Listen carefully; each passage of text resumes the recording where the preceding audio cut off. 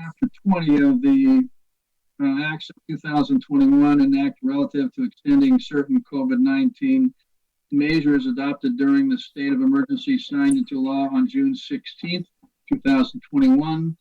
This meeting will be conducted via remote participation. No in-person attendance by members of the public will be permitted. With that, I'd like to turn it over to the chair of the Northborough School Committee to call her committee into session. Thank you. The time is 6:39 p.m. and I'm calling the Northborough School Committee into session for this joint special meeting on February 17th. And I just want to make it known that Erin Tagliaferri is not here and Keith LaBelle is audio only for the next few minutes. Thank you. I'd like to call the Southborough School Committee joint special open meeting into order. Today is Thursday, February 17th, 2022. It is 6:40 p.m. and our full committee is in attendance with both audio and video working. The first item on the agenda is public comment. If I could just say a couple things about this before I turn this over to Lauren. As most folks know, we've had a lot of parent input, not only through the survey that was sent out by the district, but also there's been a number of emails. I'd like to assure folks that the results of the survey, as well as the emails, have been made available to all school committee members. So what public comment is intended for is to make the school committee aware of information they might not already have. So I would just like to, I guess, ask folks to be considerate of any folks that might have some new information. If you sent things in on the comment or emailed, the committees have had an opportunity to see those, and public comment is limited in scope. So hopefully we'll just have new information come through. With that, Chairman Bailey-Jones and Chairperson Bailey-Jones, I'll turn it over to you. Thank you so much. So on behalf of both the Northborough and Southborough school committees, I'd like to thank everyone here tonight who's in attendance and everyone who would like to participate in the audience sharing or public comment portion of the agenda. So as a lot of you probably know, we did adopt a policy on public comment B330 recently. It was in December. So I just want to go over a couple of those guidelines. So the first is that audience sharing, the purpose is really for a way, like Roger said, for the community to share their thoughts. So it's not really a discussion or debate or a dialogue between the school committee and individuals. And we invite you to do so during this part of the agenda. The public comment section shall not exceed 15 minutes unless the presiding chair decides to extend this. And each speaker is allotted up to 3 minutes of speaking time. At around 2 minutes and 45 seconds, I will give a warning that it's time to wrap up. And I ask you to just do so in a few sentences. So if you have a comment that you would like to share tonight, I'm going to ask that you use the virtual hand function in the Zoom webinar. And when I call your name, if you could just state your name and your address, as well as your town for the record, I'd really appreciate it.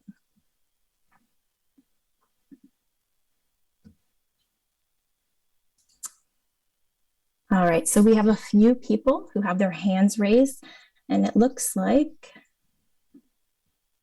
let me just extend my screen. See someone named Kevin. Kevin. Yep. You are welcome to speak. Thank you so much. Can you hear me? I can. Thank you. Great. Yeah. So my name is Kevin Robbins, and I live on Independence Drive. I have three kids in the 4th, 1st, and pre-K. So first, thank you for letting me speak. I really appreciate that. I would like to state that I am for lifting the K-8 mask mandate on February 28th. 2 years into the pandemic, fortunately, now we are dealing with a completely different virus, Omicron, compared to the start of the pandemic. Several peer-reviewed studies have demonstrated that Omicron is less efficient at replicating in deep lung tissue. So luckily, it's evolved into what is mostly an upper respiratory tract virus. Next, I'd like to focus on the tools we have to deal with COVID. We have safe and effective vaccines. We have approved antibodies as prophylactics for the immune compromised. We have antibodies as early treatment options. And we also have authorized antivirals targeting replicases and proteases. And excitingly, the Pfizer protease inhibitor actually had 0 participants died in the treatment arm of that study. In addition to this, our doctors know how to treat COVID with existing drugs. For example, using steroids to calm cytokine storm. In all, no one has to die from COVID now with these tools. And I'd like to emphasize we're dealing with Omicron, which is less virulent compared to Delta, Alpha, and the wild type. So in regards to kids, I'd like to focus your attention on mortality data provided by the CDC. And for the sake of this conversation, I'll focus on the data for kids 5 to 11 years old, but generally the same trends are true for those 3 and 4, and as well as ages 12 to 18 years old. So from January 1st, 2020 until October 16th, pre-kid COVID vaccination, there were 94 deaths from COVID-19. This accounts for 1.7% of all deaths for kids 5 to 11 years old during this time period. 94, okay. During a similar time frame, pre-COVID, about 22 months, more kids died from the flu and pneumonia, 154. That's more than 61% more fatal than COVID. So now, what are the other causes of death? And I'll present this data as a multiple of COVID death rates.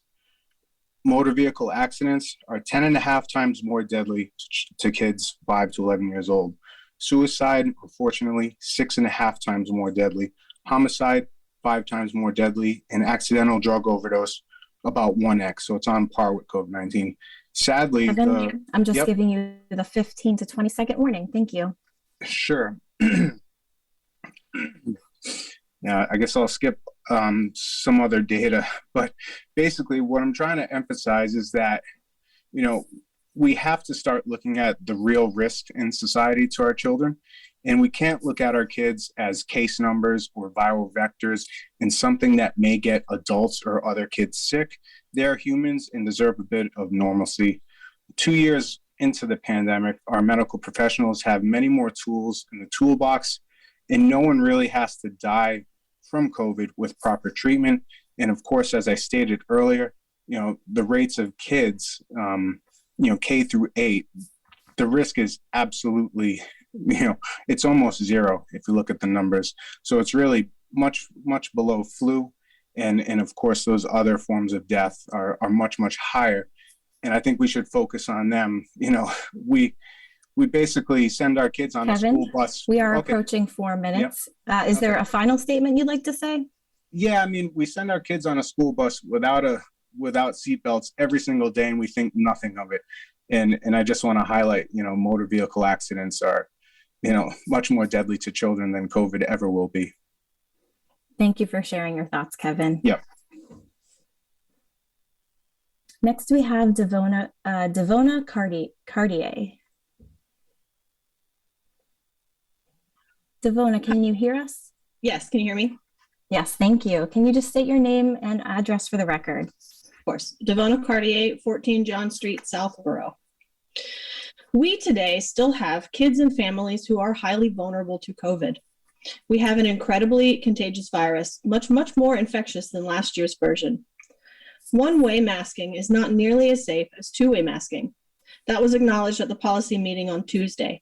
One of the members of the medical advisory team said she had only recently found an N95 mask that fits her face well enough with a good enough seal that she could be comfortable at work with unmasked people. Then acknowledged that they don't make kids masks that fit like that. There aren't masks for kids that seal well enough for personal choice masking to protect those who need it. We need universal two-way masking for a little longer so these kids and families don't have to choose between health and education. As you decide this policy today, you must think of the most vulnerable among us. We need access to public education too. Our medical advisory team knows the effective universal masking is and the research that overwhelmingly backs that. So I won't speak to the misinformation that's circling. So how are we here? With the recommendation to lift universal two-way masking, well, the numbers are coming down. We are back to where we were before the most recent peak. Air quality measures work. We have extra testing and we have high vaccination numbers. So it's time to move on to normalcy, right? How many children have underlying conditions in the district? Do we have students who are immunocompromised? Are there any members of student households who are at high risk, even if vaccinated? What about siblings 4 and under who don't have access to the vaccine? These people are still at high risk. How is the district planning to keep protecting these people? Vaccines, ventilation, hand hygiene, excellent, all good. Opt-in testing, okay, that's helpful. How many families are doing that? Is it half? Is it less? Contact tracing? Nope, that's gone, unless we are already in a cluster. Community numbers are low. Well, they are lower than January, but they aren't low. Last summer had low numbers, and we aren't anywhere near that. Kids can opt in to mask wearing, but masks that seal well enough to protect when one-way masking against today's virus aren't available. So we are losing a lot of layers of protection this year, and many of the layers we still have are opt-in. This doesn't make me feel like the district is worried about vulnerable kids and families with a variant that is so much more contagious. In closing, we all want to return to normalcy. We are all tired and done. The pandemic isn't done, though, and many of us are still at high risk. You have to bring us along, too. If everyone at school wears masks with ventilation and high vaccine rates, school can return to normalcy. We can all join as that shifts. If you take away the protection of two-way masking, many will be just fine with no harm done. But others Ivona, are this is still your in harm's way. time to wrap it up. Thank you. Will you let some kids and families take a step forward while others have to step back to stay safe? Do you want to be able to bring all kids along? Please let us continue to have access to in-person education too. And finally, can someone please confirm for me how many kids need to be absent to trigger the 92% policy? I know that's 8% of kids. I think in Southborough, that's 91 kids. Can somebody confirm that that's the accurate number? 91 kids to trigger this policy? Thank you. I appreciate the time. Thank you, Devona. Great. Thank you so much for sharing. Michael, I believe it's Sayaka. You are next.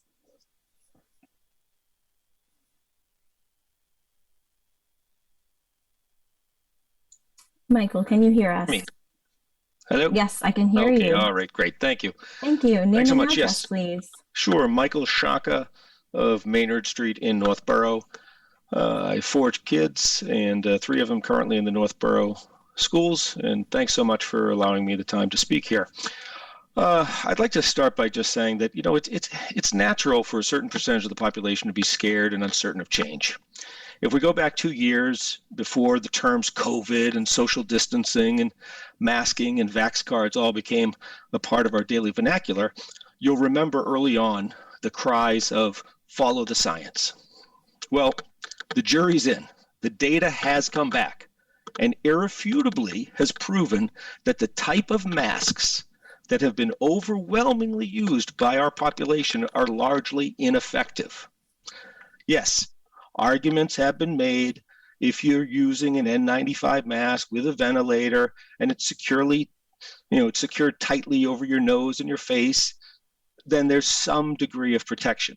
This, however, is almost never the case. I would dare say absolutely never the case when it comes to children of the ages of K through 8. It's simply not possible. It's simply not possible for them to maintain wearing a mask like that. They haven't been doing it. It hasn't been done. And frankly, it's not possible. In addition to the ineffectiveness of the mask types, and the manner in which they've been overwhelmingly used, you must also recognize that having an object on your face as a 5-year-old, as a 7-year-old, as a 13-year-old, an object that constantly needs to be adjusted promotes one of the very things that every doctor will tell you not to do when it comes to protecting yourself from viruses and bacteria, namely putting your hands near your eyes, near your nose, and near your mouth. This, coupled with the fact that there have been many, many studies proving that the concentration of bacteria on the mask can then lead to bacterial pneumonia, which is a far greater threat to the well-being of children than COVID, and certainly more dangerous than the essentially benign strains that are currently circulating. So given these irrefutable facts, beyond clinging to the false sense of security of having this mask on your face, we need to ask ourselves, for what purpose would any intelligent person decide to continue a masking policy that has been proven to provide more harm than good? The time has come. Popular opinion of science, the medical community, policymakers, and most importantly, parents and voters at large have finally come to recognize these as facts. These truths tonight you need to reflect upon and make the right choice. Put an end to this mandatory masking policy, please. Thank you. Thank you, Michael. Next is Rebecca Roman. Rebecca, just as a reminder, once you are able to speak, if you can just state your name and address.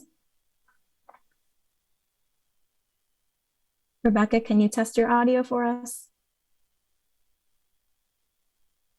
Rebecca Roman.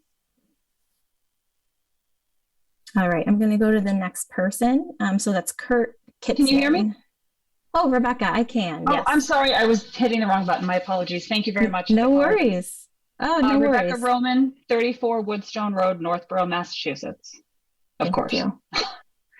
I want to take a minute and I would like to give a shout out to Kevin, who had brought forward some great statistics, and also to Michael. I will tell you that I work in healthcare. It's my responsibility to follow this virus very closely, as I've seen it impact many individuals. I will tell you that the individuals who I have not seen it impact are the ones that go to these schools. And I'm very pleased because I have kids in age groups between, Algonquin all the way down to Lincoln Street. And last night's results of the committee were wonderful. And I have 2 children who were celebrating vehemently, while I have a 5th grader who is sitting there questioning what's going to happen. And I didn't know what to tell him. And I did send an email forward in advance, letting everyone know my concerns relative to my 5th grader. Most importantly, how I, with my husband, have weighed the risks and impacts of him potentially contracting this virus, which, by the way, he already did, or getting a resurgence of it, et cetera, versus the current problems that he's developing as a result of wearing the mask. And there's no question that wearing the mask has a much bigger impact on him in longevity as a result of being already sick with COVID, which, by the way, was a 24-hour discomfort. That would probably be the best way to describe it. We've had COVID impact us personally as a family and have survived it. And I know that early on, many individuals had their own challenges, but we're no longer early on. We are 2 years past. We have, as Kevin had mentioned, many opportunities for treatments, many opportunities for protection. And in this instance, I would be remiss if I didn't recognize an article that just came out in the Globe today from the physician, Dr. Ashish Jha, I believe, from, I believe he's Brown University, School of Public Health. And he himself acknowledged that there's such a rapid decline in the number of cases that are being recognized from February 9th even till now, there's at least a 42% decrease in the 7-day moving average of positive tests. And I think we can all recognize, at least I get access to the statistics on a regular basis, the positivity rate and the hospitalization rate are on a rapid decline. And the hospitalization rate was elevated from a false number of statistics. I can tell you because I work in that industry. They were reporting hospitalizations associated with COVID because people would go in for a hip replacement and unfortunately test positive as they were recovering. They weren't admitted for COVID. They just happened to be a patient that was in the hospital that tested positive. And I think the media throws a huge spin on people's perception of what the current virus that we're dealing with has as an impact on you personally. I support Rebecca, if you could just wrap it up, that would be great. Thank you. I support people's options for choices. Choices are important, but mandating a mask and mandating it in a graded fashion or removing it in a graded fashion 3-4 weeks from now is not something that I can explain to my fifth year grader, my 10-year-old, when I have a kid going to school the same day, going to high school without a mask. So I respectfully ask that we look to repeal the mask mandate by February 28th, as the governor and the DESE leadership recommended. Thank you, Rebecca. Before we continue with audience sharing, we did begin at 6:44 p.m. and it is 7 o'clock. So we have gone 16 minutes. Mr. Chairman, would you like to proceed? This is what I'd like to recommend. I see we do have 8 more people. We could close it off. I hate to do that. What I would like to do is, again, ask folks for their consideration. In other words, no more hands will be allowed to go up, or at least will be allowed to speak. But if you'd make sure that you're adding something new, and maybe if you'd cut your comments down to a couple minutes and just kind of give us the high points. I'd like to squeeze everybody in, if that makes sense. That seem all right with you, Lauren? Yes, that seems fine by me. And I will try to do a better job at keeping people to 3 minutes. I think letting them go beyond. You've done a great job. All right, thank you. Thank you. Can I just make a Mr. Martineau? I also want to point out this is a joint special meeting. Therefore, it's probably wise to have 15 minutes of Northborough and Southborough, so a total of a half hour. Okay. That makes sense. So, Roger, would you like to continue then with the next 15 minutes? The problem is, I don't necessarily. Are you, Greg? I think what you're suggesting is that the audience sharing participants be from both towns. Yeah, I mean, I think that just that we have a half hour of time for audience sharing as a result, and I don't think we should manage whether it's half Northborough, half Southborough. I think we should do a half hour, let folks speak, and then close it at a half hour. Fair enough. So that's what we're going to try to do. And I think Lauren, you're doing great as far as managing the folks through. So if you'd continue, I'd appreciate it. Absolutely. All right. Thank you so much. So Kurt Kitzman, you are next. And if you can just state your name and address, that would be great. Hi, just confirm you can hear me. Yes, I can. Hi, thank you. My name is Kurt Kitzman, 11 Sawyer Road, Northborough. I have 2 children in grade school. Just want to thank everybody for giving me the opportunity to share my opinion on the K-8 mask mandate tonight. It's my opinion that we can't end this mask mandate fast enough. This was always supposed to be a temporary solution. At this point, the virus is a part of us, as just as many other viruses, and we live with them every day. In the last 2 years, I've seen our schools become what I think is an Orwellian atmosphere, except we're not living in 1984, it's 2022. The children are being forced to not behave like children. Don't challenge, don't question, don't talk, stay in your bubble. And they've been challenged to make relationships and have fun. I hear this from my kids every day. I've given them more than a few pep talks to soldier on, and this will be over soon. But we keep extending that, and it keeps going. And there's people amongst us that want to keep it going farther still. I would also like to point out that it's pretty well known that in your mind, your brain you record bad memories and traumas heavier than you record happier ones. And as adults, we should easily recognize this, because if you think back, you can easily remember a car crash or something that traumatic that happened to you much more easily than you can recall a happy memory. The way they were living, the current state, the way these kids are having their childhood, these are memories that I don't want them to have from my children or any other child. I mean, overall, our children only have so many years before they are what we consider adults. And within that journey, they are children, they are preteens, and they are teens. And each one of these has unique aspects. And in the last 2 years, they've been stolen from them, parts of their lives that they will never get back. The children are not sick. The vast majority of us adults are not either. What started out to be a public health crisis, and as people have pointed out, is now amounted to the common cold.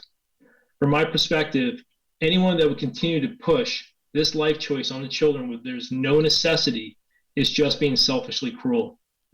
This is not how I want my children to live. The mask mandate needs to be removed immediately.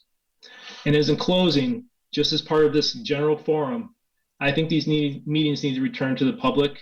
An elected body needs to see the faces of their constituency. Thank you. Thank you, Kurt. Next, we have Jessica. Hello, can you hear me? Hi, Jessica. Yes, if you can just state your name and address. Sure, Jessica Faniff, Parkerville Road, Southborough. I am in favor of lifting the mask policy for all children in grades pre-K to 8 as soon as possible. From an educational standpoint, these kids are not able to learn at their very best. My daughter is currently struggling with phonics and learning how to recognize and pronounce letter sounds correctly. She is unable to see her teacher's mouth, and her teacher is unable to see her mouth to correct her. Kids learn through repetition, not watching a teacher's mouth move 1 or 2 times while she briefly pulls down her mask. I have a nephew who has special needs and cannot hear well. He therefore relies on watching lips move to understand what is being said to him. Wearing a mask makes this virtually impossible, and his education is regressing. This is also an important time for kids to develop social skills, including recognizing facial expressions and social cues. Wearing masks for this prolonged period of time has had and will continue to have a negative effect on these children and their future unless we do something about it now. I understand and empathize with the argument that parents want to wait until the under 5 age group can get vaccinated. However, the FDA has just paused their approval process, and we do not know when or if they will approve this vaccine for this age group. Under 5-year-olds have an extreme low risk of severe COVID infection. Now, of course, we all wish the risk was at 0. However, nothing in life has a 0 risk factor. We do things every day that involve risk and not even think about it. I would also like to comment to the parents that want to wait for this pre-K to 8th grade vaccination rate to get higher. I feel that the vaccination rate for our schools is plateauing. Parents who wanted to get their children vaccinated have already gotten them. Parents who are uncomfortable vaccinating their kids are probably not going to do it at this point. With the COVID cases plummeting and the overall low risk of severe infection to the 5 and up age group, what incentive do parents have to vaccinate now, especially when the vaccine weans after a few months? The answer is clear to me, and the data is right in front of us. If we want our kids to have the best chance at learning, we need to make masks optional for all grade levels right now. Thank you. Thank you, Jessica. Next, we have Kristen. Kristen, if you can state your name and address. Hi, it's Kristen Rosero. We are at 12 Prentice Street in Southborough. Thank you. We have 2 children. One is 4 years old and in the preschool program at Finn, and the other is in 2nd grade at Woodward. Our main concern, I don't have to go on too long, but our main concern is that those who are under 5 don't have the choice to get a vaccine. So if we're saying, masks may not be perfect, but they do work, especially with both, double masking going on. You have the people you're talking to and you're self-masked, you're in better shape than if you don't have it. And if vaccines work, that's wonderful too. And it's great that so many of our kids are getting vaccinated, but it's hard to stomach the idea that we are going to remove protections for those kids who don't have the choice, who don't have the option to get vaccinated yet. What additional protections are we going to give them at this point to just say, well, you guys are on your own. And their older brothers and sisters are bringing back, even if it's even if you don't have a child who's under 5 and not available, eligible for vaccination, they're going to school with brothers and sisters of other people who, your kids are going to school with brothers and sisters, who have younger children at home. And we just like to see that those kids are taken into consideration here. Thank you. Thank you, Kristen. Next, we have Ella.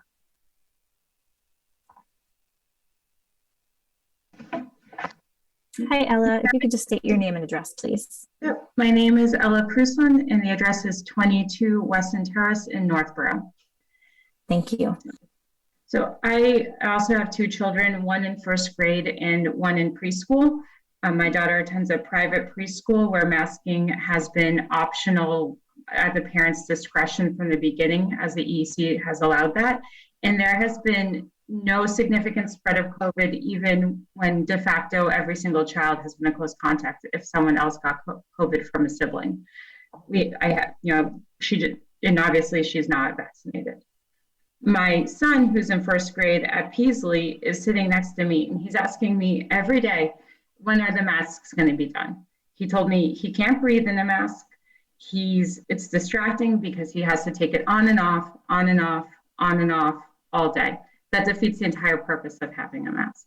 The cloth masks don't fit well, they're not comfortable, and it's completely distracting from the education.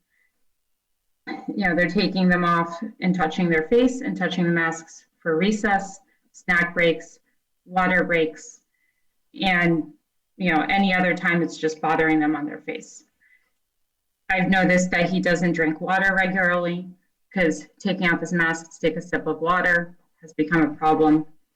And all of that to say is we can't say at this point that masking is simply an inconvenience. It does cause harm.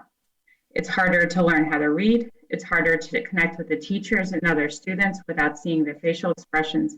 And it makes it harder for active kids to be active. At this point in the vaccine, this point in the vaccine and the pandemic overall, while the variants are emerging as more contagious, they're also becoming less severe, and children have the entire time been barely impacted by it. There's no reason for masking to not be an individual decision made by each family for their own risk factors. Thank you. Thank you, Ella. Next, we have Karen.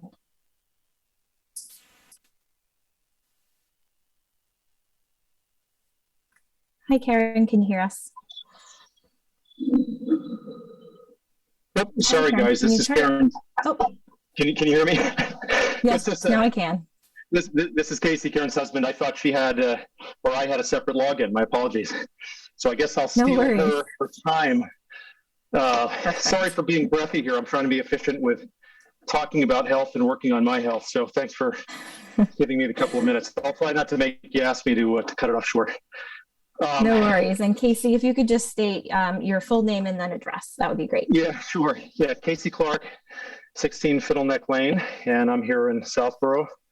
A couple of girls in grade school, 9 and 11. So, the first thing I'll say is I think all the speakers have been really thoughtful. There's some great info, great points. I think Kevin, kicking it off, did a great job talking about, the risks and how the reality is that risks to our kids are extremely low. They always have been. And that's even more true now with Omicron. And one of the other things that I just want to point out is that, this, maybe more so than being a crisis of health, it really has been a crisis of information. And I would venture to guess that a lot of people aren't aware that, the number of child deaths that took place in healthy children in Germany are in the single digits, same in the UK.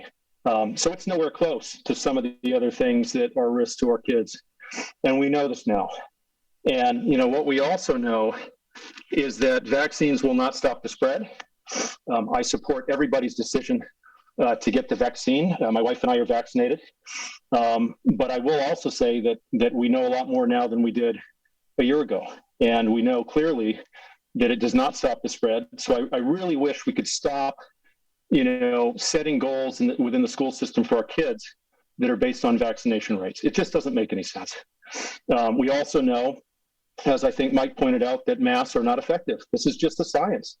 There are plenty of studies that show this, and there are very few studies that show any efficacy in mask wearing, and that actually includes N95s.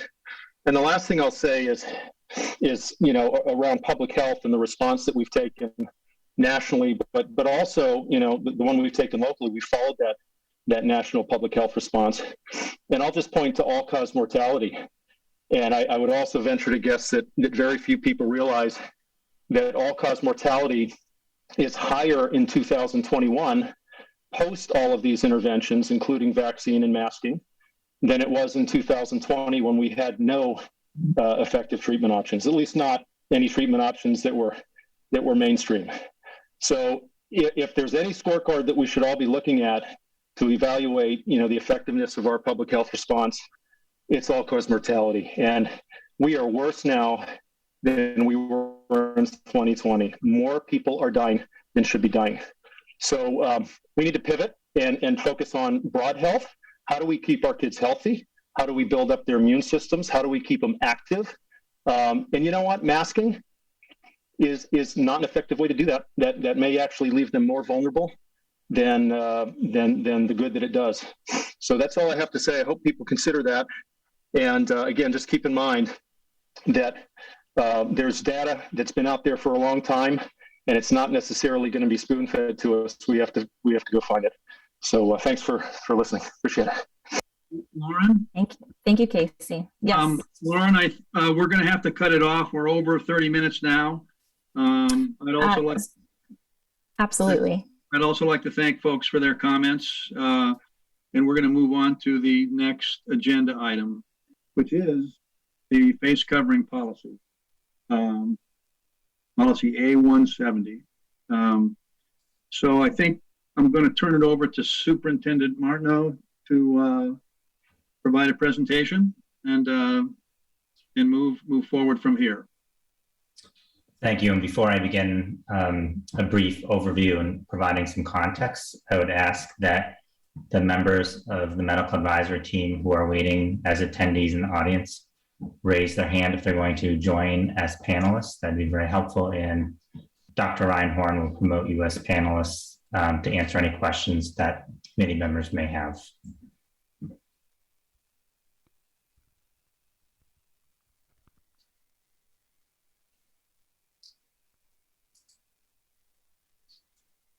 And while we're promoting panelists, I will share my screen.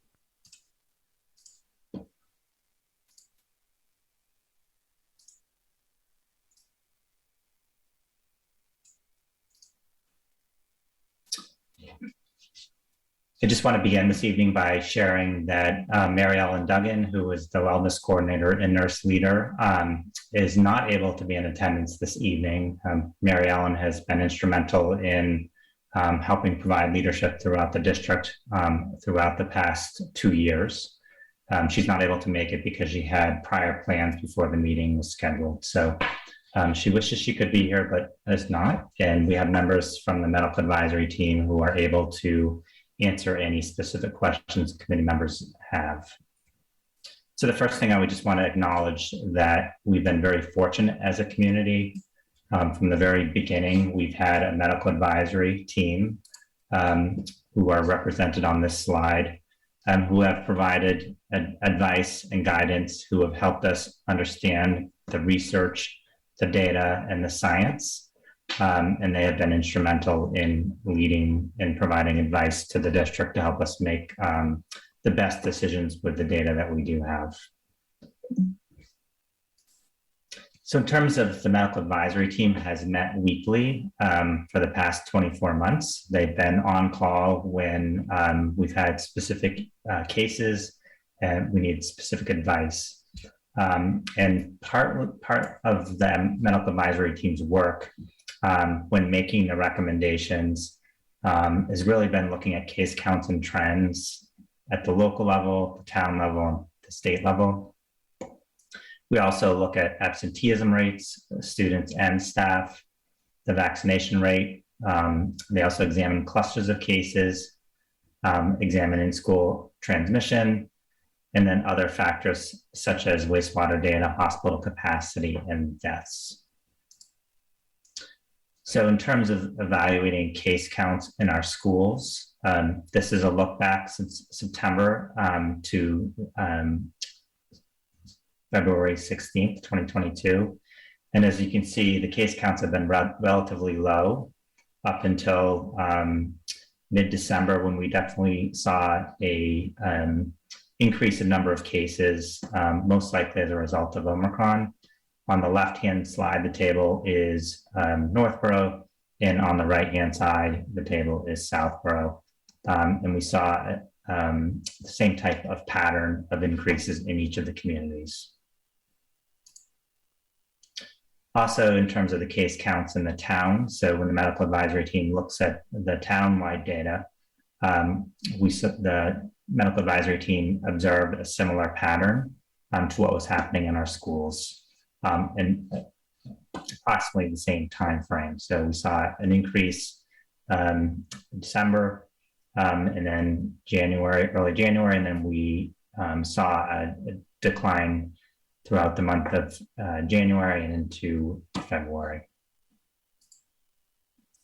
In terms of state data, again, the medical advisory team shared that a similar pattern was observed at the statewide level, and with an increase in December, January, and then a sharp decline at the end of January and into February.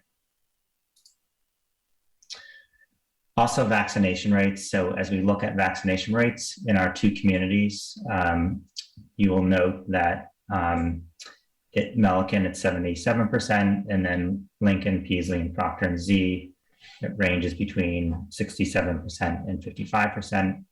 At Trottier, it's 82%, and then it ranges for 80% and 76%.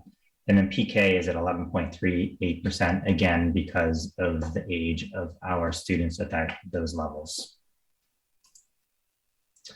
So one of the things we've been monitoring very closely since September, and absenteeism is something that we monitor on a typical year pre-pandemic. We watch it very closely to look for patterns and trends. On average, we have a daily average attendance of anywhere between 95 and 97%. And one of the things that we've done is we've looked at daily attendance the month of certain weeks throughout the year, but in particular in December, in January, and into February. At the middle school level, from 127 to 22, we had 9 cases and average daily attendance of 94.4 in Northborough, and then at the elementary level, 22 cases and a daily average attendance of 96.1. The next week, we had 1 case in Northborough. At the middle school level, average daily attendance of 97. At the elementary level, we had 23 cases and 95%. And then lastly, the week of February 10th through the 16th, at the middle school level, we had 2 cases, an average daily attendance of 95.5, and at the elementary level, 7 and 95.9. And then in Southborough, the middle school, 2 cases, average daily attendance 97.6 for the week of 127 to 22, 15 cases at the elementary level, and then 96.3. And then as you can see, 2-3 and 2-9, we had 2 cases at the middle school, and average daily attendance of 98%. 6 cases at the elementary level with an average daily attendance of 96.6. And then February 10th through February 16th, we had 1 case at the middle school level and 97.7 as an average daily attendance, and 8 and 95.2% at the elementary level. So as we looked to, what metric would provide a good data point to begin having conversations of when to lift masking, over the course of the past year and a half, We've attempted to apply many metrics, but the metrics failed over time. When we actually looked at using that metric, the data changed and then the metric was no longer valid.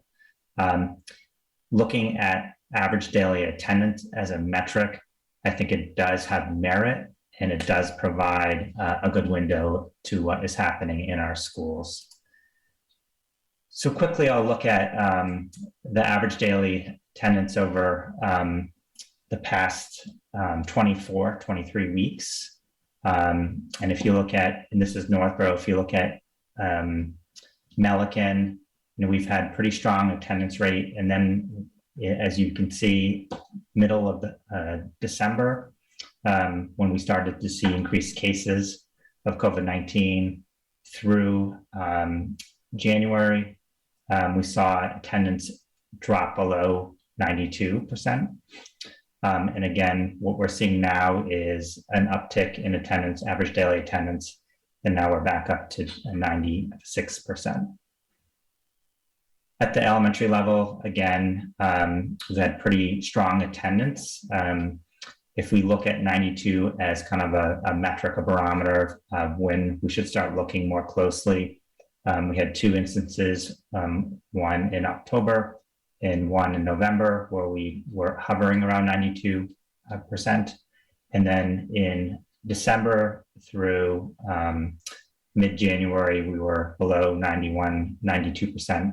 And then in December 23rd through January 12th, we saw our lowest attendance between 86.9 and 88.6. Unfortunately, we're seeing that come back and rise. So our daily average attendance for the last week was 95.9. Also in Southborough, when we look at the cases, again, we've had strong daily attendance throughout the year. Using that 92% threshold, we were close. In November, we were at 93, and in November also, November 18th through the 24th, we're at 92.5. And then in mid-December through mid-January, we saw our average daily attendance drop below 92% at the middle school. And we are now seeing normal attendance rates at this point in time, and last week was 97.5. And when we look at Southborough, K through 5, again, for the most part, we've had strong average daily attendance. We had 1 week in November where we dropped below 92. And then again, similar to Northborough and Trotter, we saw in mid-December through mid-January, our attendance decrease, and again, a lot more absences. But again, we're back to more typical average daily attendance as of February 16th. So one of the conversations the medical advisory discusses, again, using average daily attendance as kind of a metric to begin to have conversations and look more closely at the data. So when the school committee reviews the recommended policy this evening, a key component to that policy is looking at average daily attendance over a 3-week period. And if the average daily attendance over a 3-week period drops below 92%, basically it triggers a set of procedures to look more closely at the data. It does not trigger making masks mandatory. It triggers a conversation and a closer look at the data from our team of experts. So again, absenteeism, which I just reviewed, we have had weeks where attendance has been below 92%. Melican was 5 weeks, 12/16 through 1/19. Trotter weeks paralleled that to Melican. Northborough Elementary was 6 weeks, 12/2 to 1/12. And Southborough Elementary, we had 4 weeks, which was 11/18 through 11/24, and 12/16 through 1/5. So I think it's important to talk about what happens if the mask requirement is lifted. So I think in accordance with DPH and DESE guidance, I think there's still a strong recommendation that unvaccinated individuals continue to mask, and that the medical advisory team and the district will recommend that immunocompromised individuals continue to mask. The medical advisory team and the district will recommend that vaccinated close contacts wear a mask while indoors for 10 days after exposure. And then lastly, recommend that those who have symptoms and have tested negative wear a mask until their symptoms resolve. I think in terms of what requirements will remain in place if the mask mandate is lifted, first, we have to follow DPH and DESE guidance. And currently, the district is requiring those returning on day 6 from isolation or quarantine to mask. Masks are also required to be worn on the bus per the Department of Elementary and Secondary Education guidelines. And lastly, it's required that masks be worn in the health offices of each of the schools.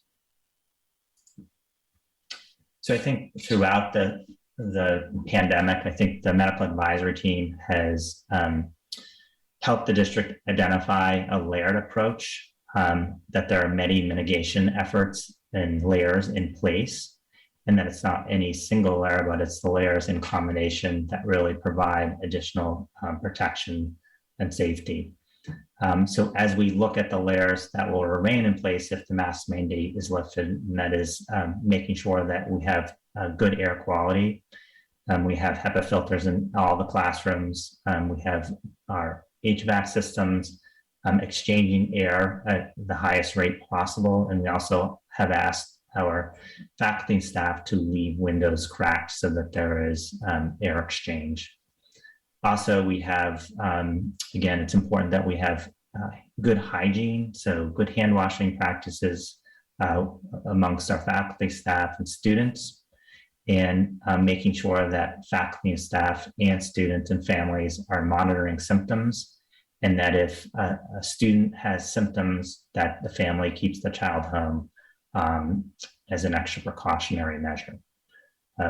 We also have testing, so we had pooled screening that's available once a week, and we've also added antigen testing as another option of testing each week. So families have an option to test twice weekly with the current requirements. So what have we changed? So we have changed some distancing and group work is allowed. So during mid-December, we did go back to a more restrictive environment to try to stop the spread of Omicron. We are now back to more normal classroom environments where group work and grouping of students is back to normal. Contact tracing as we know it has changed per DESE and DPH, and the medical advisory team and Mary Ellen and her team are continuing to monitor for clusters of cases. And what we've added, so again, we continue to provide weekly pooled screening on Mondays and at-home antigen testing on Thursdays. And this is a district requirement. We require a negative antigen test to return after shortened 5-day isolation. So what we've continued to have the filters, as I mentioned, windows open, hand hygiene, again, symptom checking of all faculty, staff, and employees and students, and stay home. And then screening is available. So those are the main mitigation efforts that would remain in place if the mask mandate is lifted. Also, I think that it's important to note if the mask mandate is lifted, that masking is a choice. So many families and many students will choose to continue to wear masking, and many families and many students will choose not to. And I think it's really important that we continue to promote the choice, making sure that an individual's choice to mask or not mask is respected by all. And as a leadership team and principals and educators, this is something that will be making sure that we instill in our students as we do in a normal environment.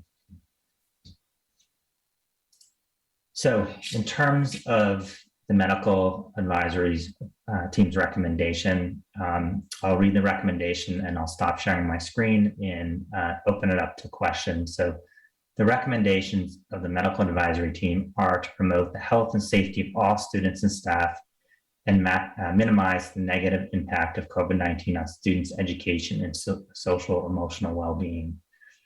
The medical advisory team unanimously supports the recommended draft of the Southborough Northborough School Committee face covering policy, which outlines criteria for lifting and reinstating the face covering requirement. Over the past 3 weeks, the average daily attendance rate has been greater than 92% and steadily trending up. At the same time, we have witnessed a steady decline in cases in the schools, in the towns, and in the country and state.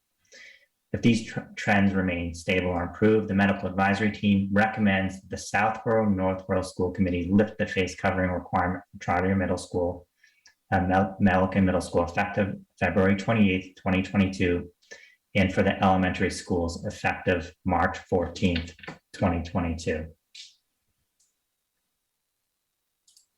And the district supports the medical advisory team's recommendation as well. So a lot of information, and we have our experts here this evening to answer any questions that you have. And I just will share there have been many debates and many conversations around off-ramps, on-ramps, masking, not masking. And I can assure you that the medical advisory team and the district, we want to move and remove these mitigation layers as quickly and as safely as possible. That is our goal. There is no intention to keep these in place longer than we have to. So at this point in time, I will stop talking and turn it over to Lauren and Roger to facilitate questions. Lauren, would you like me to go ahead and lead this discussion? Yes, thank you, Roger. Yeah, and I was remiss in thanking you, by the way, after we completed the public comment. Thank you very much for leading us through that. That was very helpful. Of course, you're welcome. Okay, so Kelly, I see your hand up. Thanks, Roger. Thanks, Greg, for the presentation. I really appreciate it. So I have a couple questions. I wrote them down looking at the things, but I don't know if you'll be able to answer them or if one of the medical advisory teams will be able to answer them. But the 92%, I was confused with how you get 92%. And is it all of the schools? I noticed that some of the numbers for 92%, it was 5 cases versus other times 92% was 59 cases. So is it the idea that there's 59 cases, but not all those people were absent? You know, Yes, I didn't know. Yeah, so I think it's average daily attendance across the district over a 3-week period. The 92% triggers the convening of the medical advisory team to analyze and look at the data. We might be at a 92% average daily attendance rate over a 3-week period for nothing related to COVID-19. Mm-hmm. However, it's a trigger to actually convene the medical advisory team and look at the data more closely to see what's happening, and also kind of look at other trends of data outside of just average daily attendance. Okay, so just because that had the line with the cases, that didn't mean the absences. Those were the cases that week. Those are the cases, and then separately there's a percentage rate. So that's it. So then the other thing about the 92% is, does it make sense, especially in Northborough when you're dealing with 4 different schools, does it make sense to have the percentages not be building based? Seeing that it seems like if you look at our numbers, like some schools will have higher clusters than other schools and things like that. Does it make sense to group all those ages together, all those schools together for Northborough and Southborough? Yeah, I think it's one metric to initiate a more in-depth study of what's happening with the data, Lauren. So one thing I don't want to do is I don't want to be having, in Northborough, there are 7 schools. Mhm. So or there's 4 elementary schools and a middle school. I want to look at the data aggregate and use that to trigger conversations with the medical advisory team. And maybe Safdar and Andrea can answer any questions that folks have as well on this topic. Okay. Thank you. And then if they're taking off the masks, are other mitigation efforts going to be added in? For example, social distancing? Like would are you taking away the masks and then putting the kids back together at their lunch tables? Are you going to let them work together in tight groups without masks? Or by taking off the masks, are you then going to pull the kids apart and do more separation? Yeah, so once the masks are lifted, we're going to be returning to a more normal environment in classrooms. In the cafeterias, we are going to wait a couple weeks.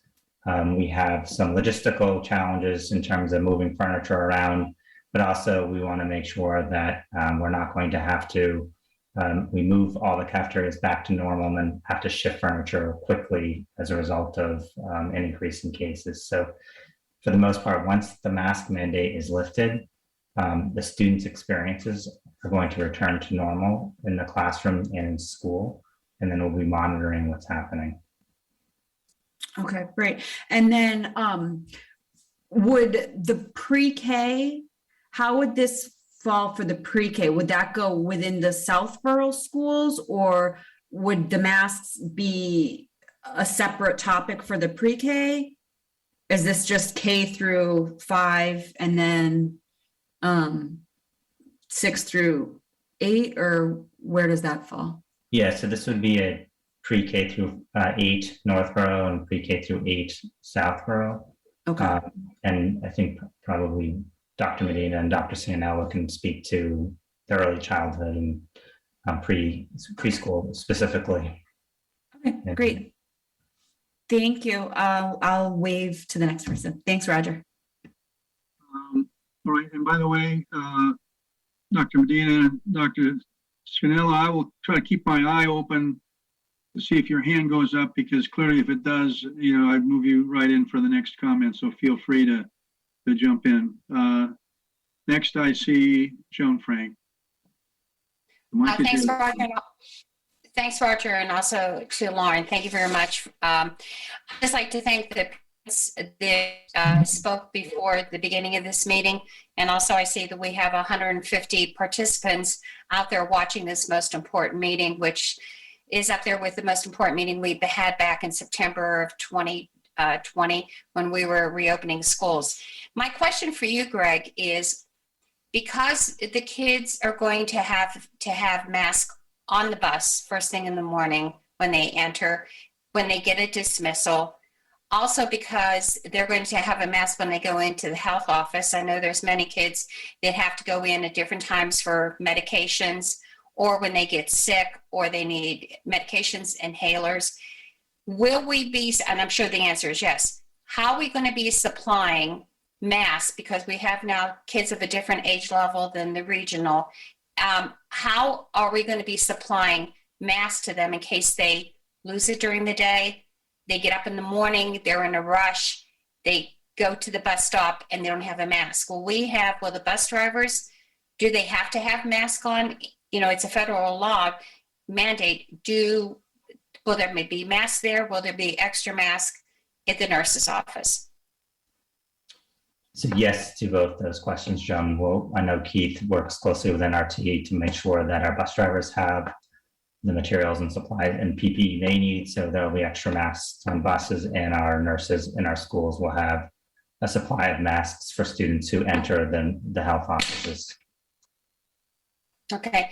And then my last one is that I think it's very important is that at the policy meeting where I attended as an audience member on Tuesday, also you had asked for, besides the MAT and their feedback, you had also asked the Teacher Association's presidents, David Finnerman from Southborough and Peter Olson from Northborough. I took the notes down, what they had said, how they felt, what was their feedback. But Greg, I didn't know if you wanted sometime at the conclusion of this. I think it's very important for the people to hear what David Finnerman and Peter Olson had to say. I did take notes, but I think it should come from you and I'm sure you remember what they said. So I can share that I did ask if they'd like to be promoted as panelists, and they said that I could speak on their behalf. Peter Olson, who is the president of the Northborough Teachers Association, made a simple statement and basically said that the association supports the recommendation of the medical advisory team, and shared that the medical advisory team has made great decisions throughout this pandemic, and they don't plan on taking any turns in direction. So they support the recommendation of the medical advisory team. David Finneran, who is the president of the Southborough Teachers Association, paralleled those comments and basically said that that the Southborough Teachers Association supports the recommendation of the medical advisory team. Thanks, Greg, because I think it's very important for the parents and also the other board members to hear their words of wisdom and their recommendation. Thank you very much.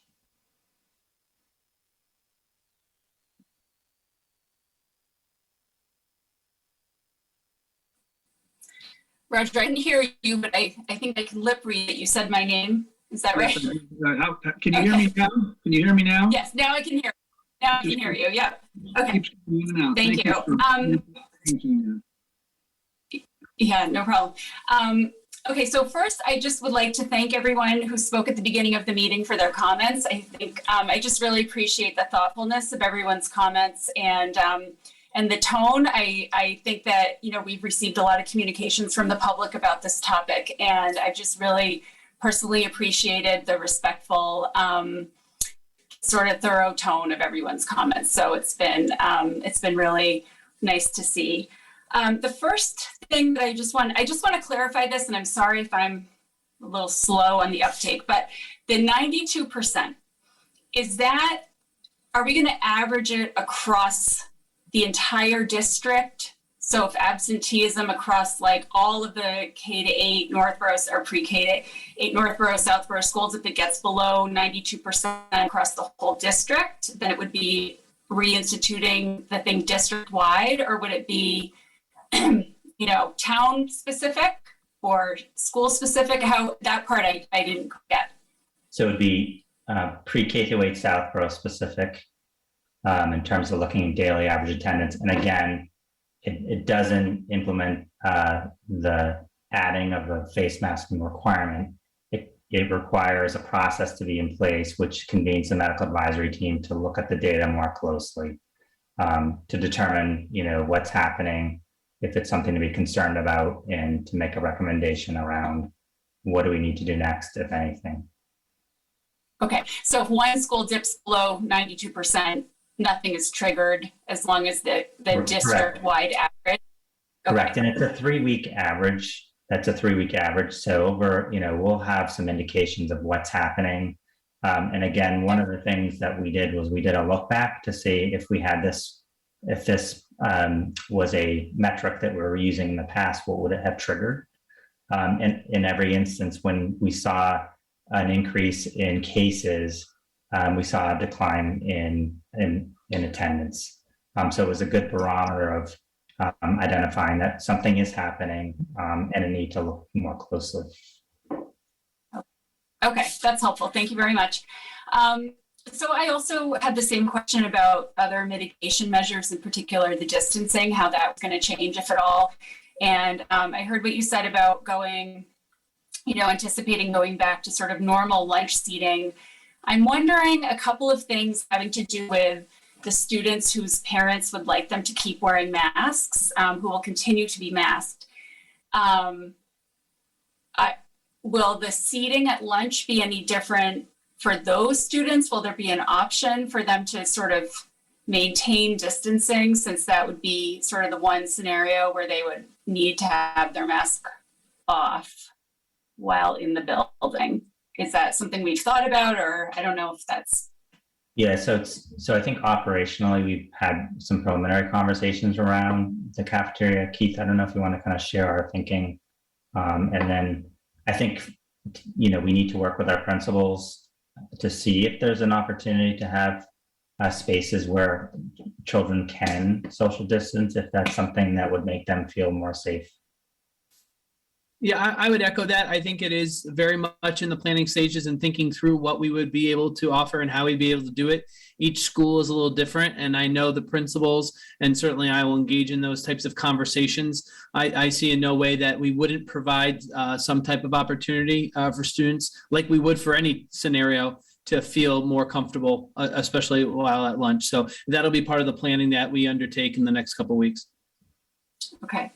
And then I think going along with that, I assume that, I know that now our wonderful teachers really are assisting the students with keeping their masks properly worn and all of that. And that would also be the case. I assume they would somehow know which students the parents are, especially I'm thinking about the little ones who might not be able to go in and automatically know that they should be wearing their mask all day, and it's really their parents who would like them to do that. So the teachers will know which students they should be assisting, I assume.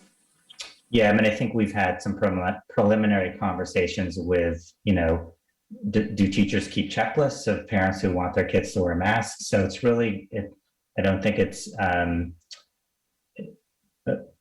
going to be feasible to have teachers kind of monitor who's supposed to wear masks and not. I think it's going to be conversations with families and their children, even young children, and then having teachers create environments where students can make choices and help supporting students make those choices. Mm-hmm. Okay. And my last question for now is, could somebody speak to the recommendation to delay the lifting of the change until March 14th for the K to 5? I saw that in the presentation, but I don't think there was any sort of rationale articulated at this point. So that would be helpful to hear. Thank you. I can start with that. So I think one of the main reasons is to give our younger students more time to prepare for this significant change. They're going to have to learn how to be in an environment and be taught in a developmentally appropriate way why some students might be wearing masks and why some might not be, and how to understand that difference. It also will align more in anticipation of when it is possible that the federal bus mandate may be lifted in the middle of March. And because then yet that may be another transition for them. Because right now, as I see a lot of these elementary school children, there's a lot of steps between the bus, taking it off, maybe have to go to the health office or different rules. And I think this would help them ease into that transition much more easily if we gave them the time to prepare. I think the second thing is it'll give us 2 weeks to monitor the data in the middle and high schools as well. A third thing would be that there are still families that may choose to start the vaccination series, or give families the chance to finish the vaccination series if they've started it. And, I think as a district, we've always taken a phased-in approach that has worked quite well, I think operationally as well. So, and I'm sure that others can speak more to that.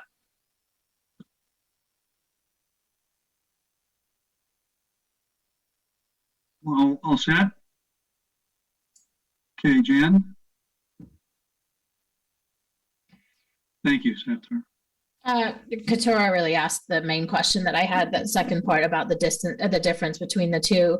I'm wondering, is there any research or data that we can look at, or that you guys can talk about in terms of other districts or communities or other countries where they have either kids have never worn masks or where they have removed masks, and what has happened in terms of spread and infection rate?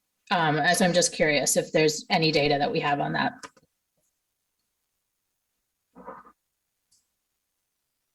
Andrea or Safdar, do you want to speak to that? That's a great question. I think I think different countries have taken really different approaches to masking, and different parts of the US have taken different approaches to masking. And it's difficult to tease out the degree to which the masks themselves may have contributed to differences in the outcomes that were studied. Additionally, the outcomes that were studied are often really variable. So oftentimes you'll see reports of case counts in the school, for example, but it's really a marker of case counts in the community. And oftentimes the masks were, almost always last year, the masks were combined with sort of full package of intervention that Mr. Martineau laid out. A lot of the European countries have had kind of a more flexible masking approach overall, where they take them off and then during surges put them back on. And they do mask kind of differently by age group and grade level. So I think it's hard to really tease that out. Locally, we saw local districts nearby that went to flexible masking policies right before the holidays and did well for a few weeks. And then Omicron came and they had the same Omicron challenges that everybody had. So it's hard to know that, and then they put them back on, which I think is very appropriate. So I don't think we have great data, especially from local districts nearby. And as a follow-up to that, I just wanted to ask too about, those couple spikes that we saw in our various schools. Did those spikes reflect spikes in our community rates too? In other words, do we think that the fact that kids may have been wearing masks helped at all? Did not make much of a difference, I guess. So I'm saying, like, if they parallel the community rate, yet that would be one thing. But if they're higher or lower than the community rate, that might say a different thing. I'm not sure if I'm being clear, but I'm just wondering if those spikes. I know what you mean. I don't think we have really the data to kind of tease out whether there was an additive effect compared to what was sort of being seen in the community at the same time. So, did it only reflect the community rate? Was there some safety from being in school with masks on or not? I think it's kind of too hard to tell. Most of the peaks, though, did kind of follow the state and town peaks, but whether there's a difference in the magnitude of them, I think is difficult to tell. Thank you. The only thing I would add is that the districts who have lifted their mask mandates are at the high school level. The mask mandate at the DESE level expires on February 28th. So really, I'm not aware of any elementary schools that have the 80% vaccination rate and have received DESE approval to lift masking.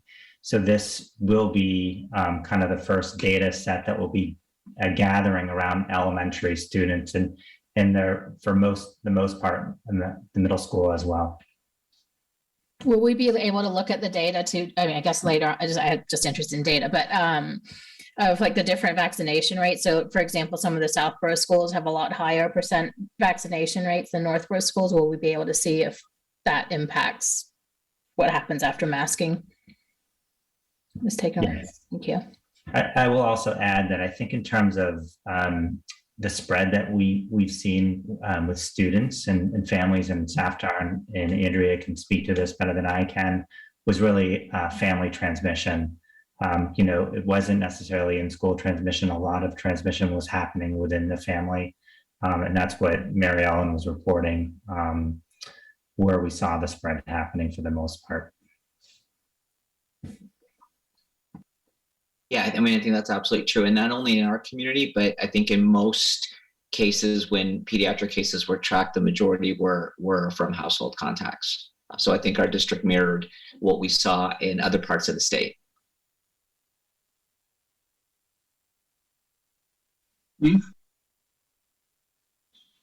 Thank you, Roger. My question is mostly just around the timeline. How much time will it take to go through steps kind of 1 through 3 in the policy? This is when we're looking at hitting the 92%, excuse me, and then convening the data review, et cetera, and coming to a decision, that inflection point, right, which then of course brings it to the committee down the road. So if you can give us a general sense of what that looks like. I honestly have no idea what that timeline looks like.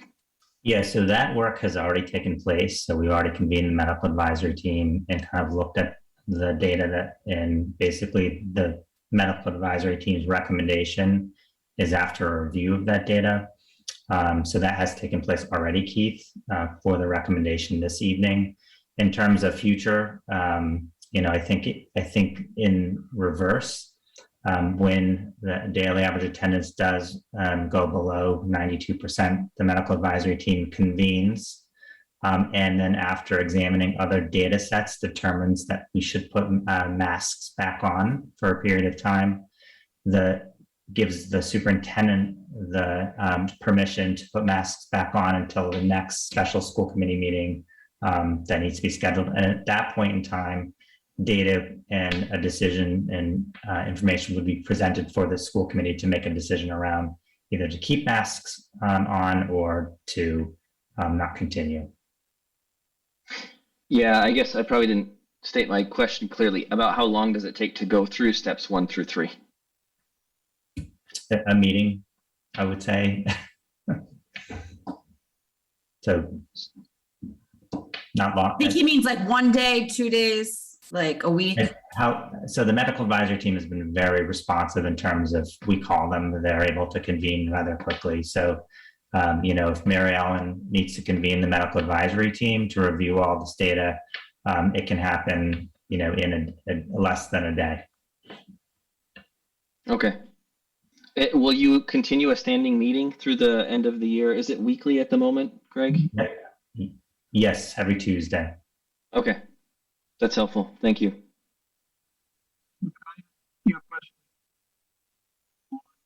Roger, we had trouble hearing you. Can you repeat that? Go again. Keith, can you hear me? Can you hear me? Hello. Yes, now we can. Yes. Sorry, I'm sorry.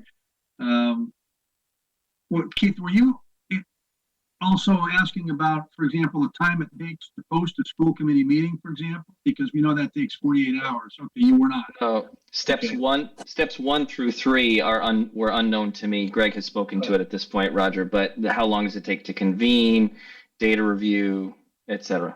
And I think I have my answer to that. All right, I'm sorry. Thank you. Lauren, sorry. Thanks, Roger. My first question is either for Dr. Medina or Dr. Ciaranello. So I'm curious, I know that in the survey from the staff and also from families, a common theme I saw was, worrying about February 28th being right after February break. And so I'm curious, I think, as an educator myself, I think we sort of think, ooh, like right after December break, we sort of saw that big wave, right? And we saw a dip in attendance. So my question is, and maybe it's hard to answer, but, with Omicron being the variant currently, do you think that the holiday break had an effect on that attendance rate with more cases? Or do you think regardless of having a break or not, the rates would still have been pretty high and attendance rates would have been pretty low? I'll start. I think, right now, as if the data that we have shows that, post-holiday time has not led to a significant increase in cases at all. And we can look back to last year's data, which again, isn't completely comparable, dealing with different variants and different vaccination rates, certainly, and different mitigation strategies in society as a whole, but breaks do not seem to lead to surges. And I think part of it is that, your risk of acquiring COVID-19 in a place in Massachusetts is probably not that different in a public place in Massachusetts, whether it's, wherever you may go versus when you travel. And, the timing of the Christmas thing is interesting. I do believe when, Mary Ellen shared the data that it was actually the week of the break that was the spike, which would have gone with the community Omicron spike that we saw. So I think that the data doesn't really support waiting a week after a break, given what we've collected. And I do believe, when we were doing strict travel testing, I don't know the exact number, but it was really insignificant as to the number of students that actually tested positive while they were in quarantine after travel. So I hope that answers that question. It does, yeah. So just, I guess, for clarity, because the data shows more so that it was the Omicron and not the break itself, then the reason for pushing back the elementary school students being allowed to take off their masks is more a social piece. Is that what you had said before? Yeah, more of a social piece, and I think it gives us also some time to look at the middle and high school to see what the effects of unmasking are, and again, a catch-up time for vaccines as well for anybody that needs to finish the series or anything like that. So a threefold basically reason, but not so much related to a break or anything like that. Okay, thank you. That clarifies a lot. I'm going to repeat a question that I heard at the policy subcommittee meeting a couple nights ago, just for anyone listening. It might be helpful. And I appreciate everyone who took the survey and mentioned the social emotional well-being of our students. So I'm just wondering if Dr. Medina and Dr. Ciaranello would like to speak at all about masks and social emotional health and that relationship. So I think, when we look at data, that's a hard thing to measure, simply because there's a lot of things that affect the social emotional well-being of children during the past 2 years, a pandemic itself, social isolation, the distancing itself from your peers, lack of play dates, lack of sports initially. So it's really hard to pinpoint masks as a sole reason. They certainly may be part of the entire big picture of kids' social emotional well-being, for sure. I think for the really, really young children, where they're learning communication skills and learning language, I think we can, perhaps see more of an effect in terms of their development at that age. So, in asking kids this age about how they feel about masks really doesn't really give you a validated answer, in terms of, they all say they hate them. But, is it really the mask? Is it really something else causing the anxiety or some of the social emotional issues that we're seeing? Thank you very much. And then I just have one comment, Roger, about the wording of the policy. Do you want me to mention that now, or is it an appropriate time?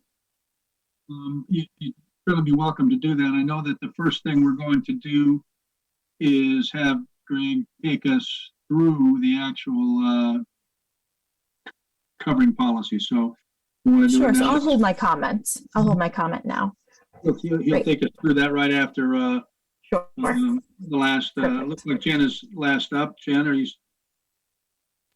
Yeah, I just had one follow-up question about the younger kids. So if we're saying, and I guess that I know that because I've looked at the research too, is pretty inconsistent too in terms of like the impact of masks on our younger kids. But assuming that, for reading and phonics and other things that people have mentioned, and potentially the fact that our youngest kids have the hardest time wearing masks properly, combined with the fact that they're wearing cloth masks, which may or may not really be as effective, that makes me wonder about whether or not we should be prioritizing the younger students first because of these developmental concerns. I think you addressed it a little bit in terms of removing the mask, but I think you addressed a little bit in that question of being able to prepare them, but that was just my only comment, was that if those things are accurate, that having an additional delay for the younger kids, if we're saying that we're removing it because of vaccination rates or community rates or those other things, which would be similar for the younger kids too.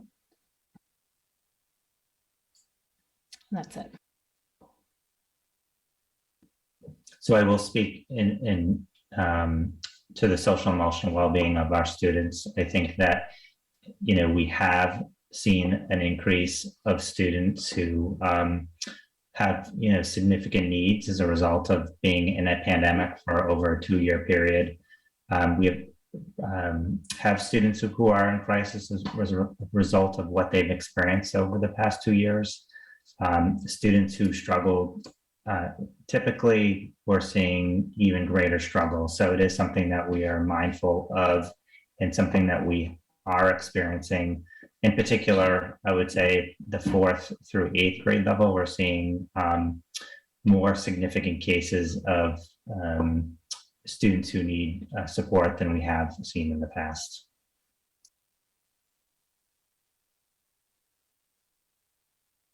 Okay. Molly, is your hand up? Yes, my hand is up. Okay, I see it. Yes. All right. On that same note, the thought about waiting for the pre-K to 5, and needing that additional 2 weeks. I guess some may feel that, that additional 2 weeks is not necessary for the preparedness of those students to off-ramp from masking. If the suggestion is that we use the 2 weeks for monitoring or getting data and results from the older grades, that I think that's a fair statement. But I think many in the community would say that for those that are preparing to not wear masks, they wouldn't need from today, the 17th through March 14th to kind of get their families prepared to do that at that age group, right? I'm sure that they've had those conversations over the last X amount of years. So that's kind of just a comment that I wanted to share there, and feel free to respond to that as well. And then a question that I have for the MAT team, can you talk a little bit about the families that are high risk, whether it's themselves, like the adults in the home, or the children that are high risk and have vulnerable underlying conditions? Could you talk about if they would continue to mask as their preference? How would you address those concerned about not having two-way masking, right? So it would just be that their students and not their peers. What would you share to those families?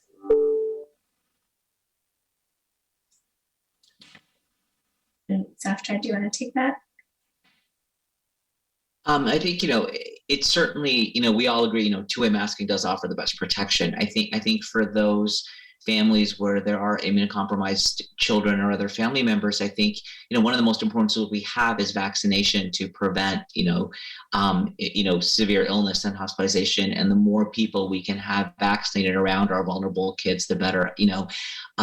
Most adults who are immunocompromised are actually eligible for their booster doses, and children who are immunocompromised are actually eligible for booster doses as well, even though other children under 12 are not. Children who are immunocompromised are. So I think there are other layers of mitigation for these families as well. Certainly the tighter fitting their mask is, the better they're protected as well.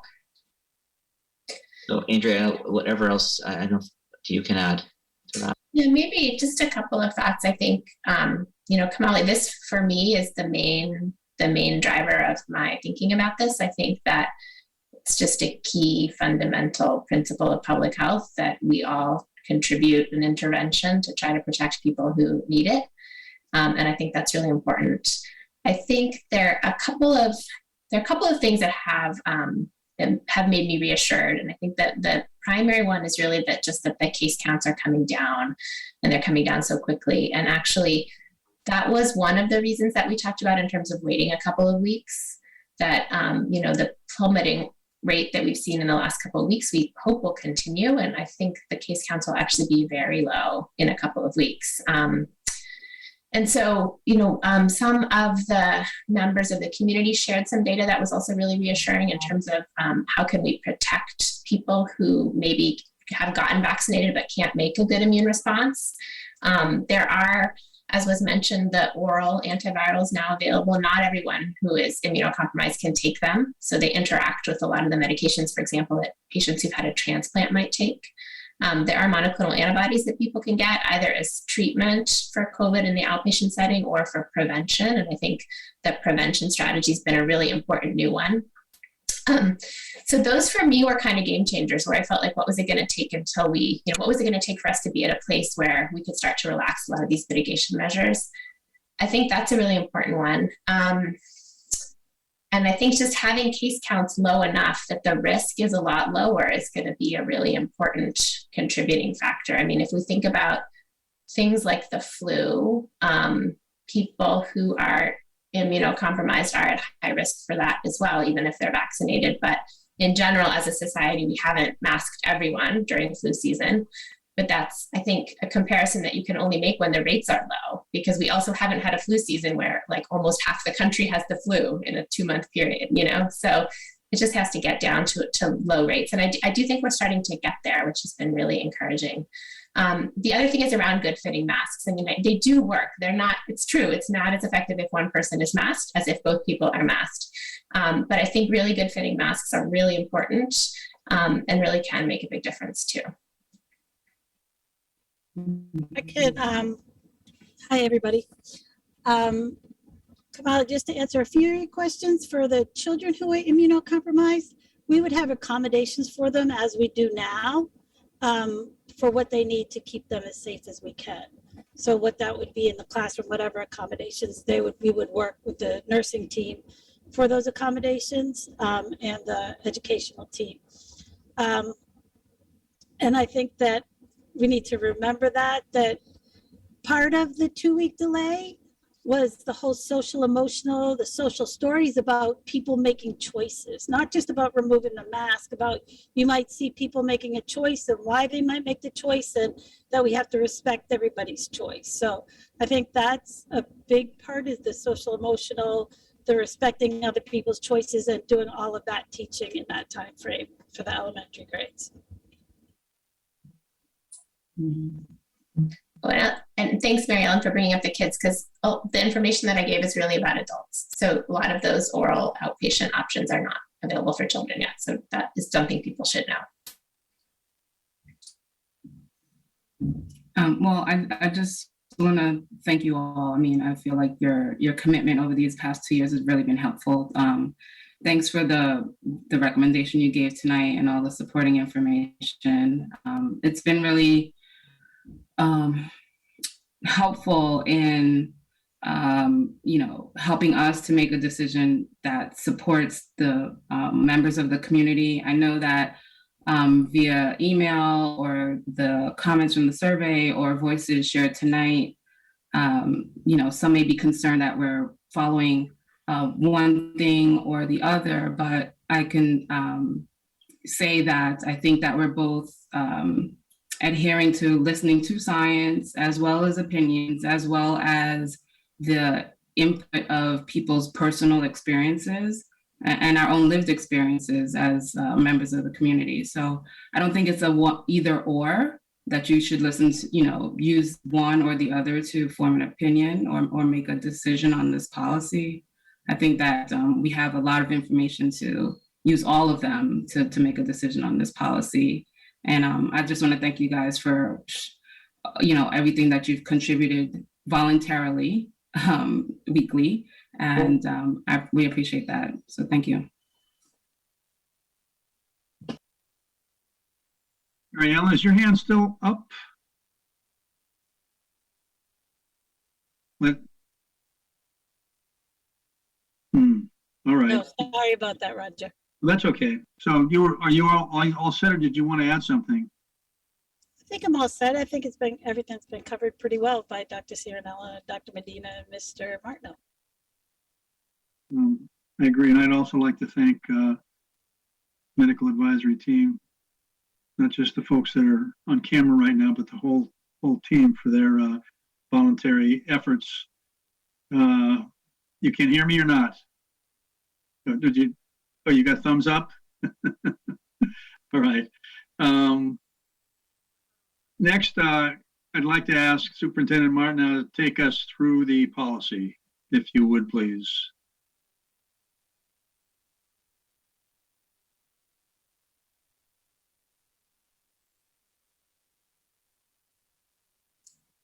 Sure. So I'll go through the policy and highlight some of the key changes. So first, the essence of the policy remains the same, and it's really to provide a safe environment in schools, and then making sure we can continue with in-person learning. That was one of the essential components of the face covering policy. A face covering policy must be worn by all individuals in school buildings and on school transportation.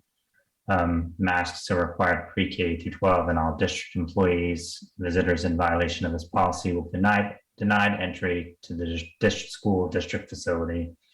In terms of religious exemptions, the request for exemption will be reviewed for approval by the district wellness coordinator and nurse leader and the district physician. And when there is a face covering policy requirement in place, face coverings will be not required while students, faculty, and staff are eating or drinking or while outdoors.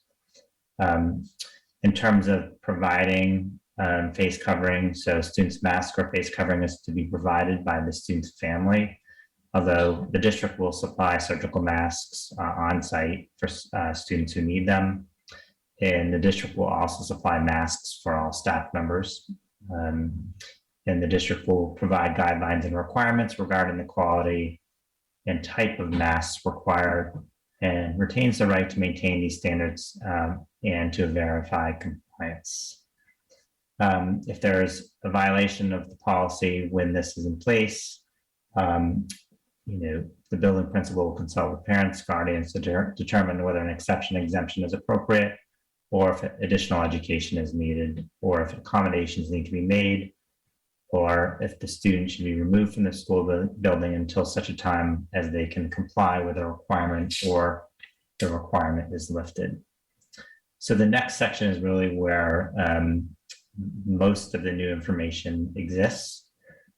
So when the average daily attendance exceeds 92% over a 3-week period, the superintendent will convene the medical advisory team to review the data, consult with a local board of health director or agent for their approval.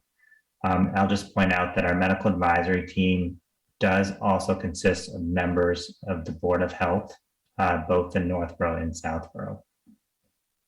And lastly, a recommendation will be made to the school committee to lift the face covering requirement. So in terms of, for this evening's purpose and for the school committee's decision, again, we're providing you with the data to make an informed decision. The lifting of the face covering requirement may be differentiated by grade level spans. Again, the medical advisory team's recommendation and the recommendation the district supports talks about pre-K through 5 on March 14th and then 6 through 8 on February 28th. And this is the discussion in this point of the policy where we discuss what happens if the daily average attendance falls below 92%. So if it falls below 92% over a 1-week period, or if other unforeseen circumstances warrant, the superintendent will convene the medical advisory team to review the data, consult with the local board of health director or agent for their approval, looking at the procedure for face covering policy data review. So there's a lot of data that the medical advisory team would look at, and then make a decision to reinstate the face covering requirement until the school committee convenes. And then typically that is a 48-hour turnaround time in terms of open meeting law and posting requirements, we would call a special meeting. At that time, the superintendent would make a recommendation to the school committee at the meeting and ask the school committee to vote on the decision. And then lastly, during the absence of the face mask requirement, the district will adhere to the Massachusetts Department of Elementary and Secondary Education and the Massachusetts Department of Public Health guidelines regarding face coverings. And we spoke of a few examples. For example, buses is one that's in place currently. So that is kind of a high-level overview of the policy. I'm going to stop sharing my screen and answer any questions.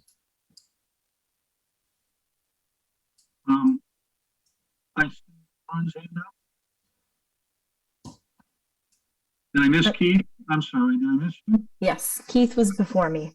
Sorry, I'm sorry, my apologies, Keith. Thank you. Thanks, Greg. This is probably a question for you or Mary Ellen. So the kind of default is masking, and it's for students, employees, and visitors, and the intro of the policy. And then, of course, we made some changes further down, which you just reviewed. So my question is, when a change is made, does it apply to the students the employees and the visitors at that building or grade level? So it applies to everybody at once? Okay. So if, for example, the mandate's lifted on February 28th and I, as a Melican parent, go to Melican, then at least at that point in time, there's no mask mandate even for me as a visitor? It would be a choice. Sure. No mandate. Choice. Yeah. Okay. I thought I had another question, but I lost it. So I'll let Lauren go. And if it comes back, we'll address it. Thank you. Great. Thank you so much. I was just curious about more of a wording for the first set of numbers where we talk about attendance rates and if it's over 92%. So I was just curious if we thought perhaps a step 4 was necessary where we actually vote. I see that there's a vote to vote on the decision for if we fall below 92%, but there's no voting listed for lifting. And that's, yeah.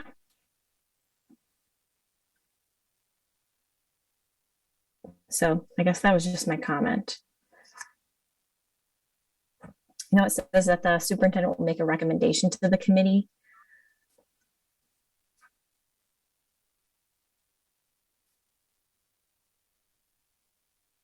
And Greg, you're muted. Greg, we just can't hear you. I mean, we could add a step 4, but I think it is inferred that when I make a recommendation to the school committee, that it would need to vote that recommendation.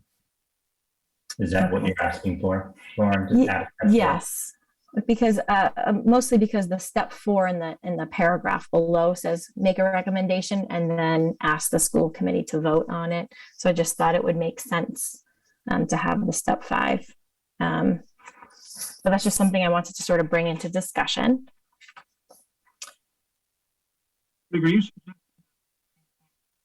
Pardon, Roger? Can you hear me? Muffled, but yes. How about now? Yes, that's a little bit better.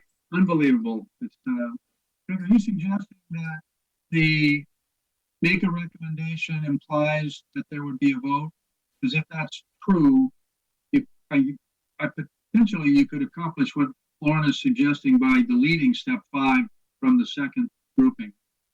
But I don't know how the committees are going to feel either way, but it probably should be consistent. Shall I move on to the next speaker, Lauren? I just have one more comment about the policy. So the last paragraph where we talk about, I think it's TPH and DESE recommendations, I think that we had a conversation at the policy subcommittee meeting about how students who I think are tested positive, if they return on day 6, they still have to mask. Can someone refresh my memory about that and whether we think that this wording covers that, that protocol?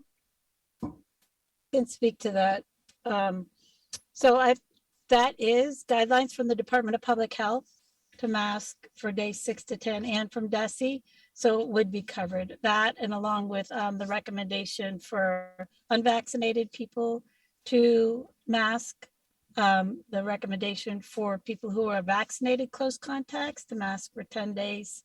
All of those recommendations that Mr. Martineau went through in his presentation all fall under the Department of Public Health and DESE guidelines. Excellent. Thank you, Mary Ellen. I'm all set, Roger. Thank you. Well, can you hear me, Lauren? Yes, I can. Based on my comment that potentially you could accomplish the same thing by deleting a line or adding a line, do you have a feeling which way you'd like to see it? Because I'm not sure we have to go, if it's implied, we don't have to make a change, but if not, then we have to make a change, which I suspect requires an amendment. Yeah, if our committees agree about making it consistent, then I think that I would be equally fine with either deleting the number 5 or just adding a number 4 up above and saying, ask the school committee to vote on the decision. Can I ask if anyone objects to, I'm just going to make a general question. I'm looking at, I see Kelly's hand is up and Kim's hand is up, and well, let's go ahead and finish those. I'll finish the comments before I ask this question. Kim? Yeah, I just have a couple of questions. The first one is, does the district plan on maintaining the dashboard? And if so, would this student daily attendance be reported out each week? Sure. If that's what you want, that will be helpful. We can definitely do that. We can add another column. We're not doing contact tracing, so we could add attendance in instead of contact tracing numbers. And we will continue with the dashboard. Okay, thanks. And then the other question I have is the link for procedure for face covering policy data review. Is that like actually in the policy that we're approving, or is that sort of outside of that? So that is procedural. It just outlines the procedure. So if that needed to change, or we need to add a data set to that or change the procedure, we could without having to change the policy. Okay. And would if it was changed, can it, like, would you come back to us if it was changed, or is that something like it's really more operational and this is just FYI? It's more an FYI to give the committee an understanding what that process would look like from the medical advisory team and what other data the medical advisory team would look at. Okay. Okay, great. That's my questions. Kelly? Thanks, Roger. Question about, during the slideshow, they had recommendations. Some of the things they had was, if you're unvaccinated, you should wear a mask. If, you're different things. Would that be linked somewhere in this policy for criteria? Is that going to be posted somewhere? And then the other thing is kind of like what I think Lauren asked about the last paragraph about the DESE in the public health guidelines. Should we have a link to those guidelines? Should there be an active link so people can access those guidelines?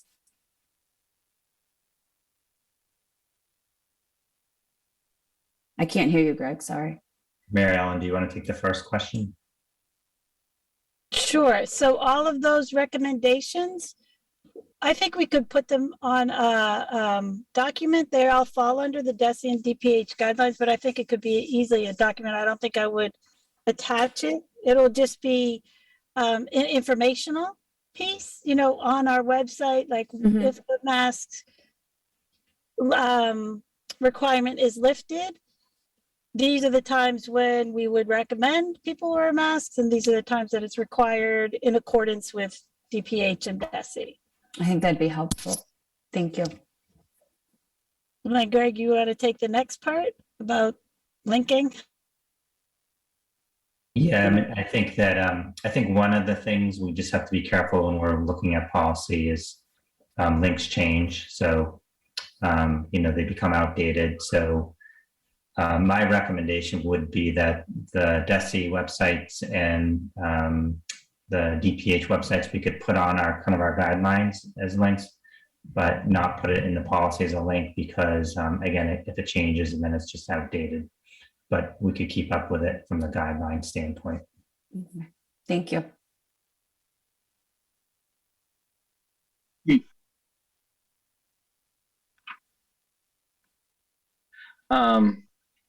When I read this, and I know I've provided this feedback to you, Greg, I struggled with on the part where it has a 92% right in the middle of the screen here about the 1 week period. What was going through my mind was the drop in attendance should be linked to COVID-19 or respiratory illness. Now, I listened to the policy meeting, or perhaps it was regional, last night, and I know Mr. Kalenda addressed this with the central office. And the answer basically is that it's in the data review policy. So I still would prefer a direct link in the policy, just because the procedure is not something under our purview, and it's something that can change and shift.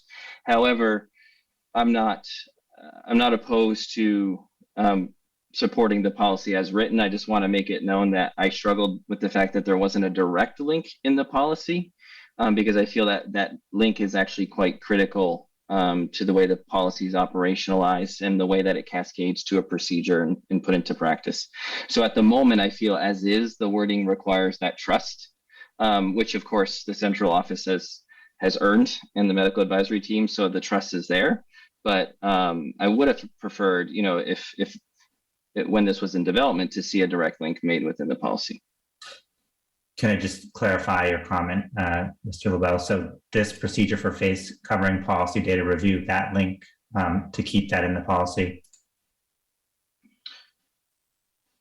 Well, oops, sorry, I'm doing my hand and not my mic. I'm good. No, I think it's great that it's there. I think it's very helpful because honestly, at the moment, it provides the information that is kind of, in my view, a bit missing from the wording of the policy, which is that there's a link between the drop in attendance and respiratory illness, so that it's not just a data anomaly that's creating that. However, I'm in understanding that that is the process, the procedure that will be followed. And so I guess what I'm saying is it's not my preferred kind of wording on this section, but it is, I think it's workable as well.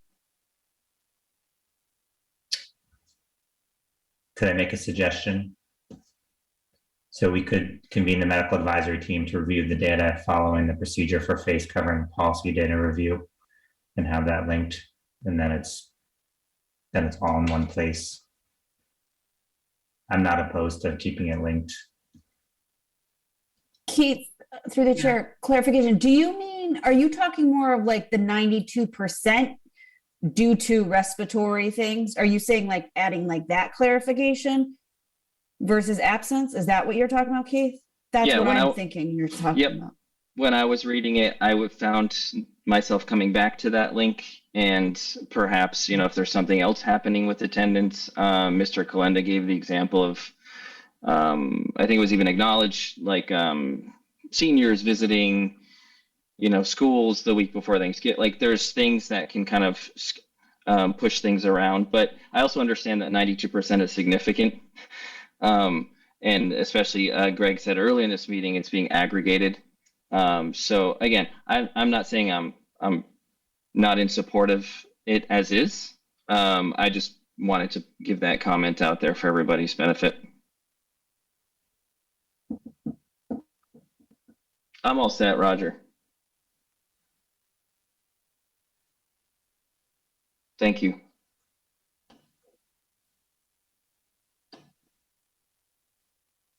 Do we lose Roger? Roger, we can't hear you right now. How about now? Can you hear me now? Yes. All right, Aaron? Can you hear me? Aaron?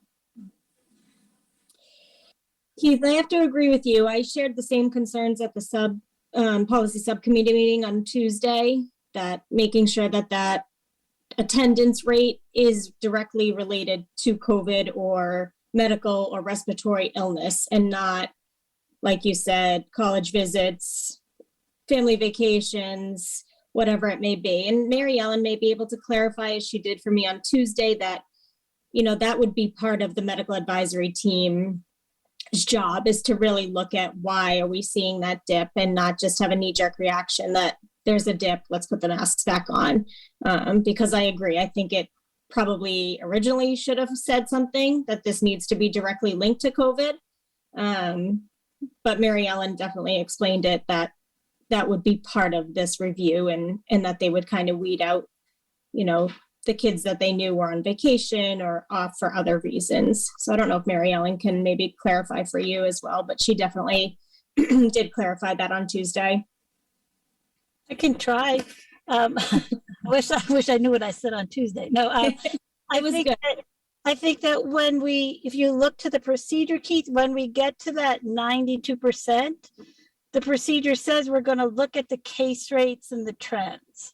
So there are times when we go through that count, when Greg went through the dates, like it was 91.9 and there was 2 cases. So we're knowing that absenteeism isn't due to COVID at that time. So I think that the very first thing it says in the procedure is that we'll look at the case counts in the schools and the trends. And then we go to the case counts in the town. And then, we look at the bigger picture as we look at all the data to see if this is an anomaly, to see if it's senior skip day, to see if it's college visits, to see if there was a threat in the community and people felt unsafe coming to school, so they kept their students home. If it was a day before a break, we have more people that take the days off. So there are those days. So that's the very first thing, is we look at the case counts to do this. And the percentage is something, looking at absenteeism and the attendance percentage is something that happened pre-COVID. I just want everybody to know that, like, the nurses watch the attendance. If the attendance reached a certain amount, like if it reached 93% or like a 7% absentee rate, we would look at the cases. That's why we ask people to report why their students are absent when they call in, so that we can do that like we do during flu season. Before COVID, we would do it during flu season. If we got to a certain percentage, we would call the Department of Public Health and ask for their advice. So this is something that's been going on pre-COVID. It never warranted masking that we knew, but it might have warranted, like, I think there were times when schools were thinking of, taking a day off and cleaning the whole school and things like that. So, I hope that helps answer the question a little bit. If not, I'll be happy to expand if I can.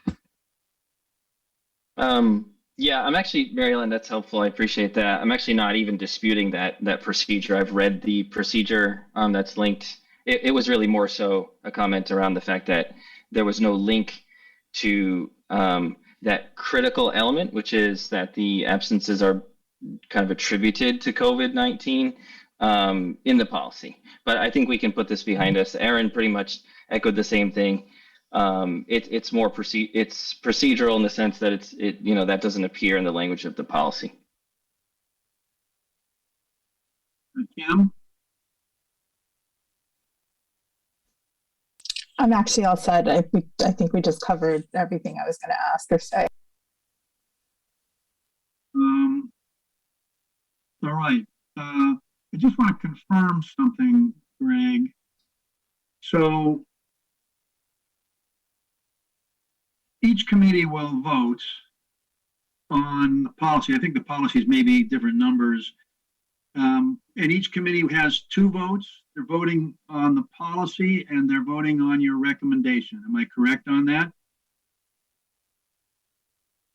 2 motions would need to be made. So a motion to approve the policy, and then a separate motion to lift the face covering requirement because the criteria has been met. And then the committee has a decision to either decide to do it all on one date, February 28th, or tier it as recommended by the medical advisory team. And Roger, just to jump in before we continue, I did notice that Kamali had her hand up right as you were transitioning to this. I'm all set, thank you. I was just going to move that we go get to the next stage. Perfect. Thanks, Kamali. So Lauren, I guess I would probably ask you to manage the Northborough vote. We're going to try to echo, well, certainly intend to try to echo your votes, but Northborough always comes before Southborough in these alphabetically. So I'm deferring to you. Absolutely. Roger, did you want to ask about amending something first? You were going to take a poll on that before. So here's what I think. I think that if Lauren, so because there's not a motion on the floor yet, I think it would be perfectly acceptable if Lauren feels it's necessary at this point, she may not, to simply make the motion with, and as a part of the motion would be with a line added or a line deleted. So we don't really have to take it through a motion and an amendment, because she could certainly do it in the motion if she chooses. Thank you. So that being said, I'm actually going to just open up to any motion from any Northborough School Committee who feels that they're ready. I see that Joan has her hand up. So Joan, please make your motion. Okay, I'm going to make the motion that we accept the revised face coverings policy A-170 with the addition of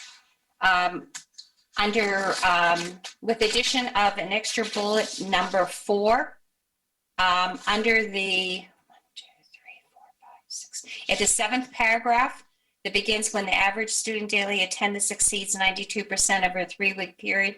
The superintendent will make an addition for number 4, which would be ask the school committee to vote on the decision.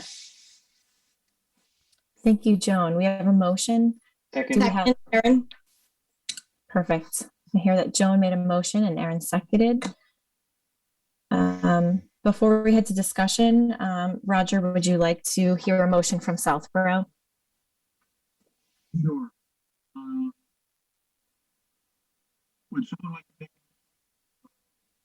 and it could be as moved by Northborough?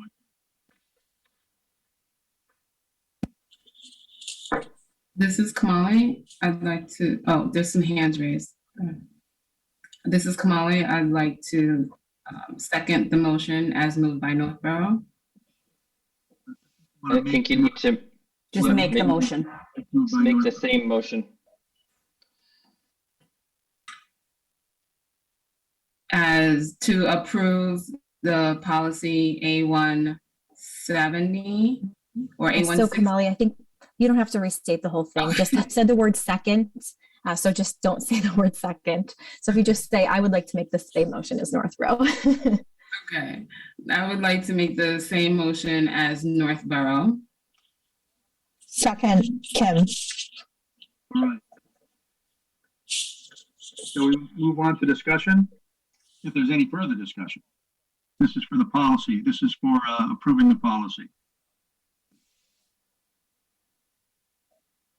Yeah, I think that is important just to sort of maybe have like a summary conversation, at least maybe to get my thoughts out. I think that it's been an interesting 2 years to be a school committee member and to sort of have these decisions sort of fall onto our laps. One sort of had to make them, and school committees sort of drew the short straw in that. But I think that what's really helped this process is the community involvement and having the community reach out to the school committee members, participate in audience sharing. It's been really, really helpful to hear from the medical advisory team. I think that our work really is informed by them. Typically, school committee members are not medical professionals. However, I know Erin is. Because of that, we really could not be doing this work tonight, and we could not be making a fully informed decision. So with that being said, I feel confident in the discussion that has taken place. I think that we have reviewed the data.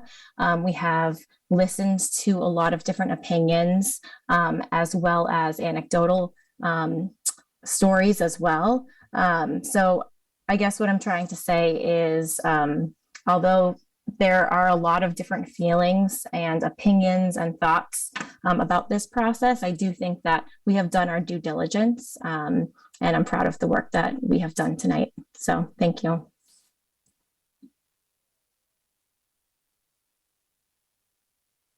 Well, are you ready to take a Northborough vote?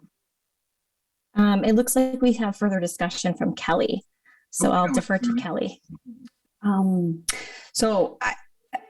I could be way overthinking this, but so this is the face covering policy. And in the second line, it says the COVID-19 pandemic. Do we foresee that in time going ahead, we would ever potentially need to wear face masks again? And if we do, should we take that COVID-19 pandemic line out and just have a standard face covering policy, knowing that it would be added or subtracted due to the health regulations and things like that? I know this is the first time in our life that we're, dealing with this, but who's to say in years to come, there might not be a different pandemic. And then do we have to go back and edit it and all that? Just a thought.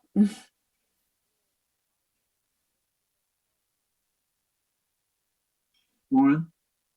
So I guess I'll just respond to that. I think that, I think that we'll have time to respond in a timeline that would be proactive if that were to ever be the case. We had time to act during this pandemic, so I feel like the wording as is okay.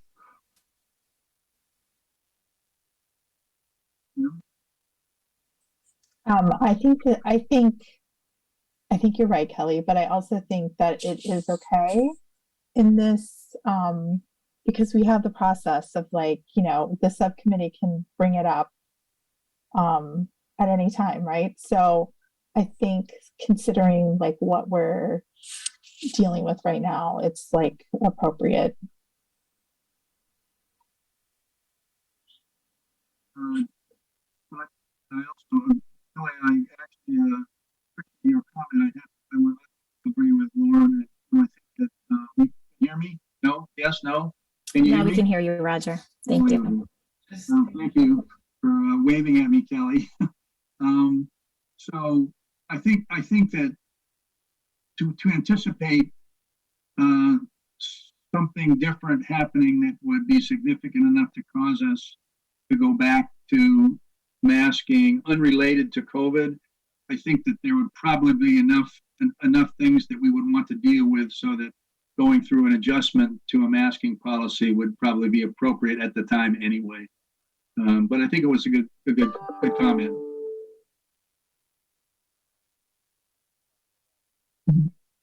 I noticed I see Joan's hand up. Thanks, Roger. In response to Kelly, I think, Kelly, it's a good thought, but I don't think we need to change it. If there would happen to become another pandemic or something, another medical condition that comes up, that would be the time to look at this policy and then make another revision to it that would be under the current standards of what that committee is looking at in the community and the medical staff at that point. So that would be, as the other committee members have been saying, is we would be looking at it at another policy subcommittee and making the revisions. And the superintendent and Nancy Bissett and Cheryl Lepper are always on top of these policies, along with the policy subcommittees of all the school committees. Roger, I have another question. Was this the motion that I made? Did we get a second from Northborough?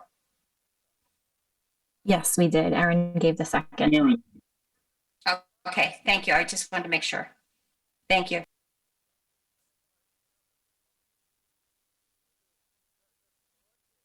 Are you ready to have a vote for Northborough? Yes. All right, so we do have a motion on the table and a second. Just sort of to review, it is to accept this policy, however, with the amended wording that Joan mentioned. So this is going to be a roll call vote. Ms. Frank? Yes. Ms. Gannett? Yes. Ms. Tagliaferri? Yes. And Mr. LaBelle? Yes. And myself, Lauren Bailey Jones, is yes. So the policy with the amended wording is approved. So let me move to the Southborough vote. You can hear me. And I just like to, I'd like to add to the comment that Lauren made about the last 2 years, and certainly agree with everything she said regarding the community input and how helpful that's been to take us through this process that no one's ever been through before as school committee members. And, also, again, we're so fortunate to have the medical advisory team involved in this, because I think that's also something that would have made it very difficult for us to get through this process. And I'd also like to add, I'm sure Lauren will agree, the efforts of the district and the district staff, including the teachers. There's been people that have worked so many extremely long hours and will continue to do so. And it's almost been a partnership, I think, with school committees to help everyone get through this. So just like to thank everyone for that. So we've got a motion on the floor that was made by Kamali and it's seconded by Kim. I don't see any hands up for comment, so this would be a roll call vote. Kim? Yes. Katura? Yes. Kamali? Yes. And Jennifer?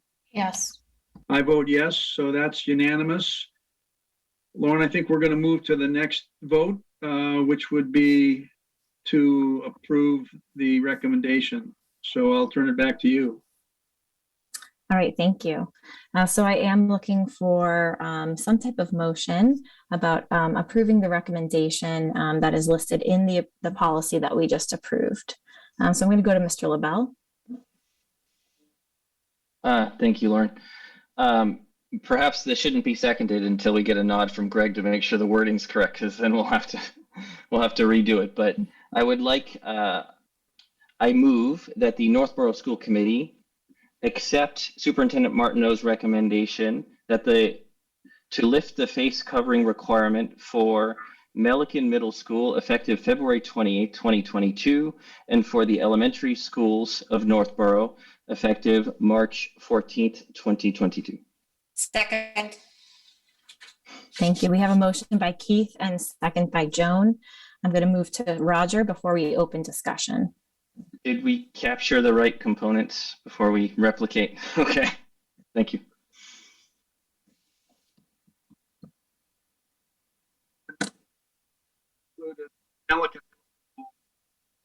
Roger, we actually can't hear you. Now? Not really. Yes, yes. Sorry about that. I need to throw this computer out, I think. Because we have in the motion for Northborough, Melican Middle School, we would need to have I guess a similar motion, or a motion as moved by Northborough, with the words Melican Middle School replaced by Trotter Middle School. The elementary schools were generic. So is there a so moved for that from anyone? Can you still hear me? Yeah, we hear you. Okay. Roger, so moved. So moved by Katura, and this is the Northborough motion with Melican Middle School replaced by Trotter Middle School. Is there a second? I'll second, Jen. Seconded by Jen. Okay, Lauren. Yes. So Northborough School Committee members, any discussion? Kelly? Thanks, Lauren.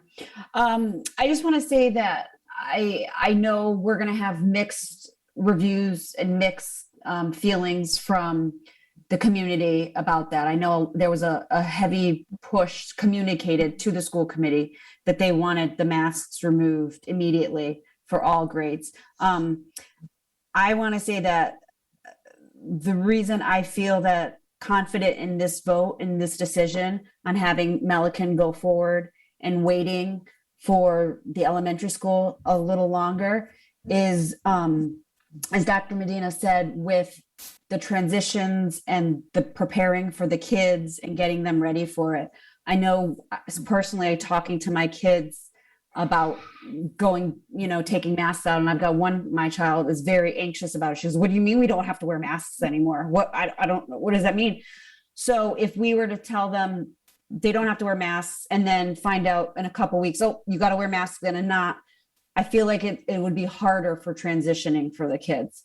So to wait the little extra time, see if there's any extra guidance from the state, relieving some other issues with the buses and things like that, preparing the kids that they can have the choice and not to make fun of kids who want to wear it and not. I think all that stuff is really good. And, maybe it could have been moved up a week if we weren't going into February vacation.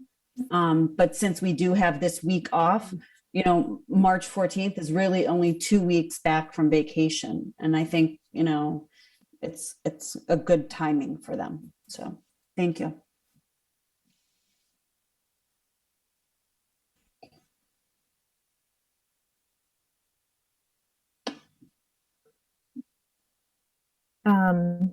So Roger, would you like Northborough to speak first, or do you want to just open this up to both committees?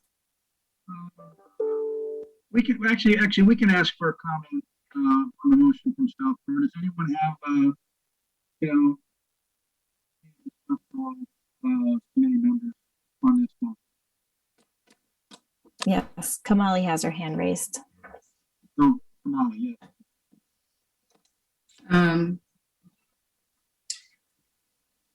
So I understand all the inputs. I still feel that we don't need to wait until the 14th. Basically, like after the 11th. I would be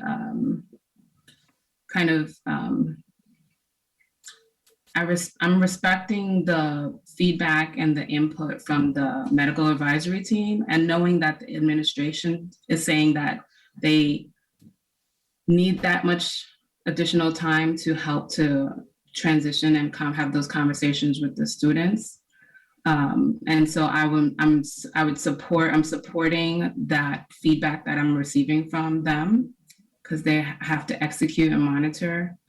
But having listened to the feedback from the emails and the commentary, as well as looking at the all the articles from the scientists, I think that the pre-K through 5th would be okay if we did not wait until the 11th to give them the permission to unmask. So that's just my personal stance, and I think that as of tonight's meeting, I will kind of listening to the feedback from MAT and the administrators, and I would go with the vote of going and waiting those additional 2 weeks. You can see I'm stumbling over my words because I'm so, hesitant here, but I just kind of wanted to share that. And the second point separate of that is that I want to say, I empathize so strongly for those that are not going to be happy with the direction that this decision goes. I don't want anyone to kind of mistake some of the thanks that we're saying for the past 2 years of work as if any of us feel that the pandemic is over. We're still in a pandemic, I understand that. For those of us that have lost people, people that have passed away that are no longer here, we understand like the real impact of this. Although the numbers are small when it affects you personally, it's not something that you can go backwards from. So I say that all to say that, I respect those that are not going to be pleased with the decision going forward.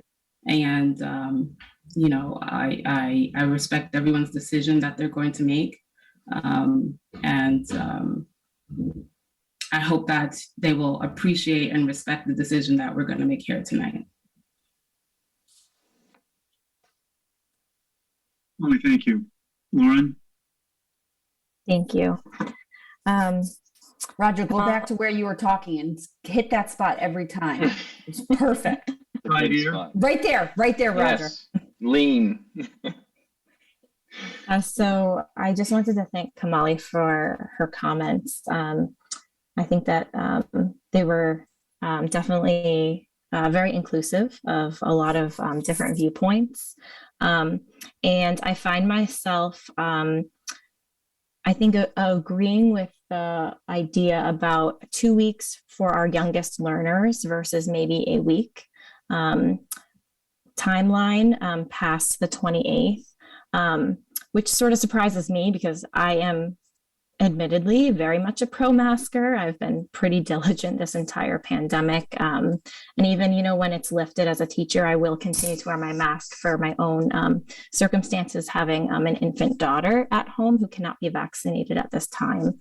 But at the same point, I'm fine. I think that the community members who spoke, as well as some of the educators in the survey, did speak a lot about, why they think that their younger students need to have the option to unmask. And I did also hear the reasons, especially from the medical advisory team, about the reason for delaying unmasking for social stories and to sort of look at the trends. So I guess what I'm saying is I'm sort of waffling here in that timeline because I see reasons to sort of delay unmasking and reasons to sort of maybe bring that timeline up a little bit further. So that's just sort of what I wanted to say. I do see that Mr. Martineau has his hand raised. Roger, I just wanted to let you know. Am I in the right place? Mr. Martineau. Yes, so I just want to make a general comment that, our job in terms of the central office leadership team is to provide the school committee with good information to make an informed decision. We will support and implement whatever decision is made, whether it is to lift masks pre-K through 8 on February 28th, March 7th, March 14th, March 21st. So I just think it's important to understand that we've made our recommendation, we've provided information, but we also understand that it's under the purview of the school committee, and we will also support the school committee's decision as the school committee has supported our decisions along the way.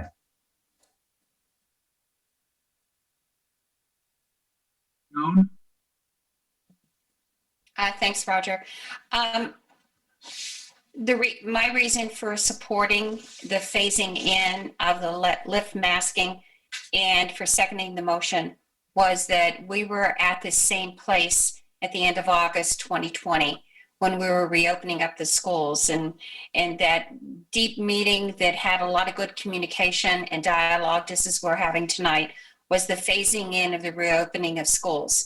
And we did it with the high school first, we did it with the middle school, and we did it with the elementary. And that proved to be very successful. And that was the first time we ever had done anything like that, where we had it on a tiered approach. And it worked so well.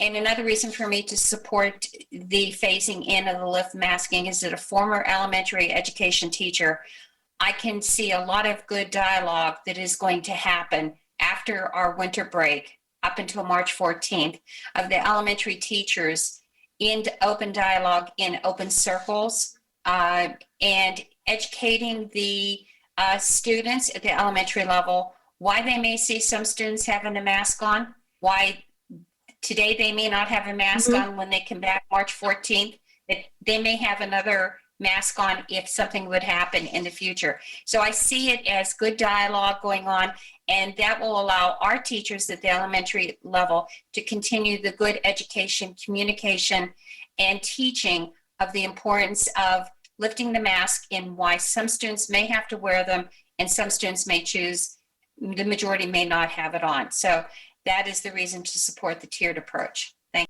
you. there other comments? Northborough or Southborough? Can you hear me? Yes, Okay. we can hear you. Lauren, I'll turn it back to you for the Northborough vote. Sure, absolutely. So we had a motion, I believe it was from Mr. LaBelle, to accept the recommendation put forth tonight by Mr. Martineau. And we had a second, I believe it was Joan with the seconds. Yes. All right, so I see no further hands up. So I'm going to go to a roll call vote. So I'm going to start with Mr. LaBelle. Yes. Ms. Frank, Yes. Ms. Gannett, Yes. and Ms. Tagliaferri, Yes. and myself is a yes. So the recommendation by Mr. Martineau has been approved unanimously. Let me move the Southborough vote forward. I don't see any other hands up for discussion. So I believe the motion was made by Jura and seconded by Jennifer. Am I correct in both of those? So this will be a roll call vote. Kim? Yes. Katura? Yes. Jennifer? Yes. Kamali? Yeah. And I vote yes, so that carries unanimously.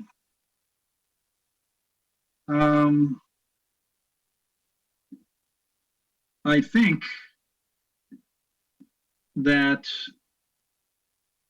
this really concludes our business for tonight. Does anyone have anything they'd like to?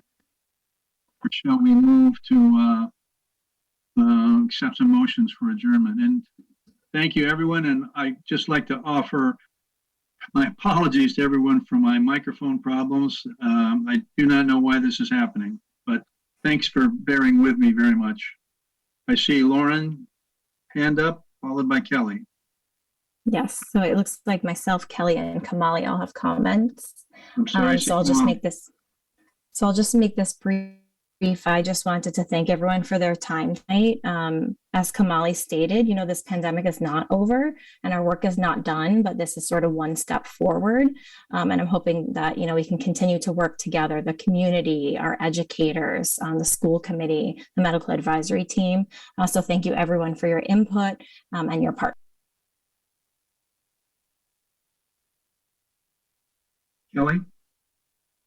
You just have to hit that sweet spot, Roger. That's all you have to do. It's perfect.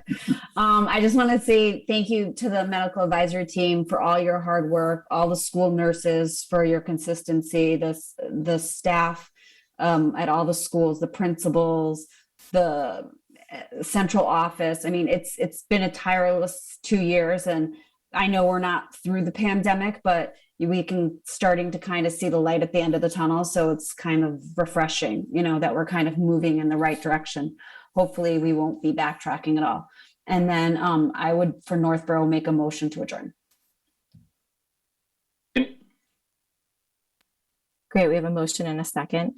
I'm just going to wait to adjourn until we hear from Kamali. Thank you. Nothing to add. Molly, we would love if you left us with some words of wisdom.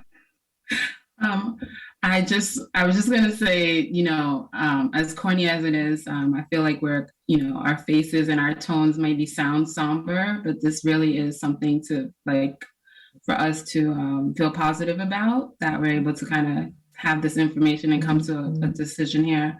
So, sorry if I'm coming off as somber to whoever's watching, but really, I think it's great collaboration, and I hope, I'm wishing the best for Northborough and Southborough, and let's see where this takes us. So that's it. So that's my corny speech for tonight. Sorry. Perfect way to end it, Kamali. Thank you so much. So I have a motion and a second to adjourn the meeting. So this will be a roll call vote from Northborough. Let's see, Ms. Gannett? Yes. Ms. Frank? Yes. Ms. Tagliaferri? Yes. Mr. LaBelle? Yes. And I vote yes. So at 9:13 p.m., the Northborough School Committee is adjourned.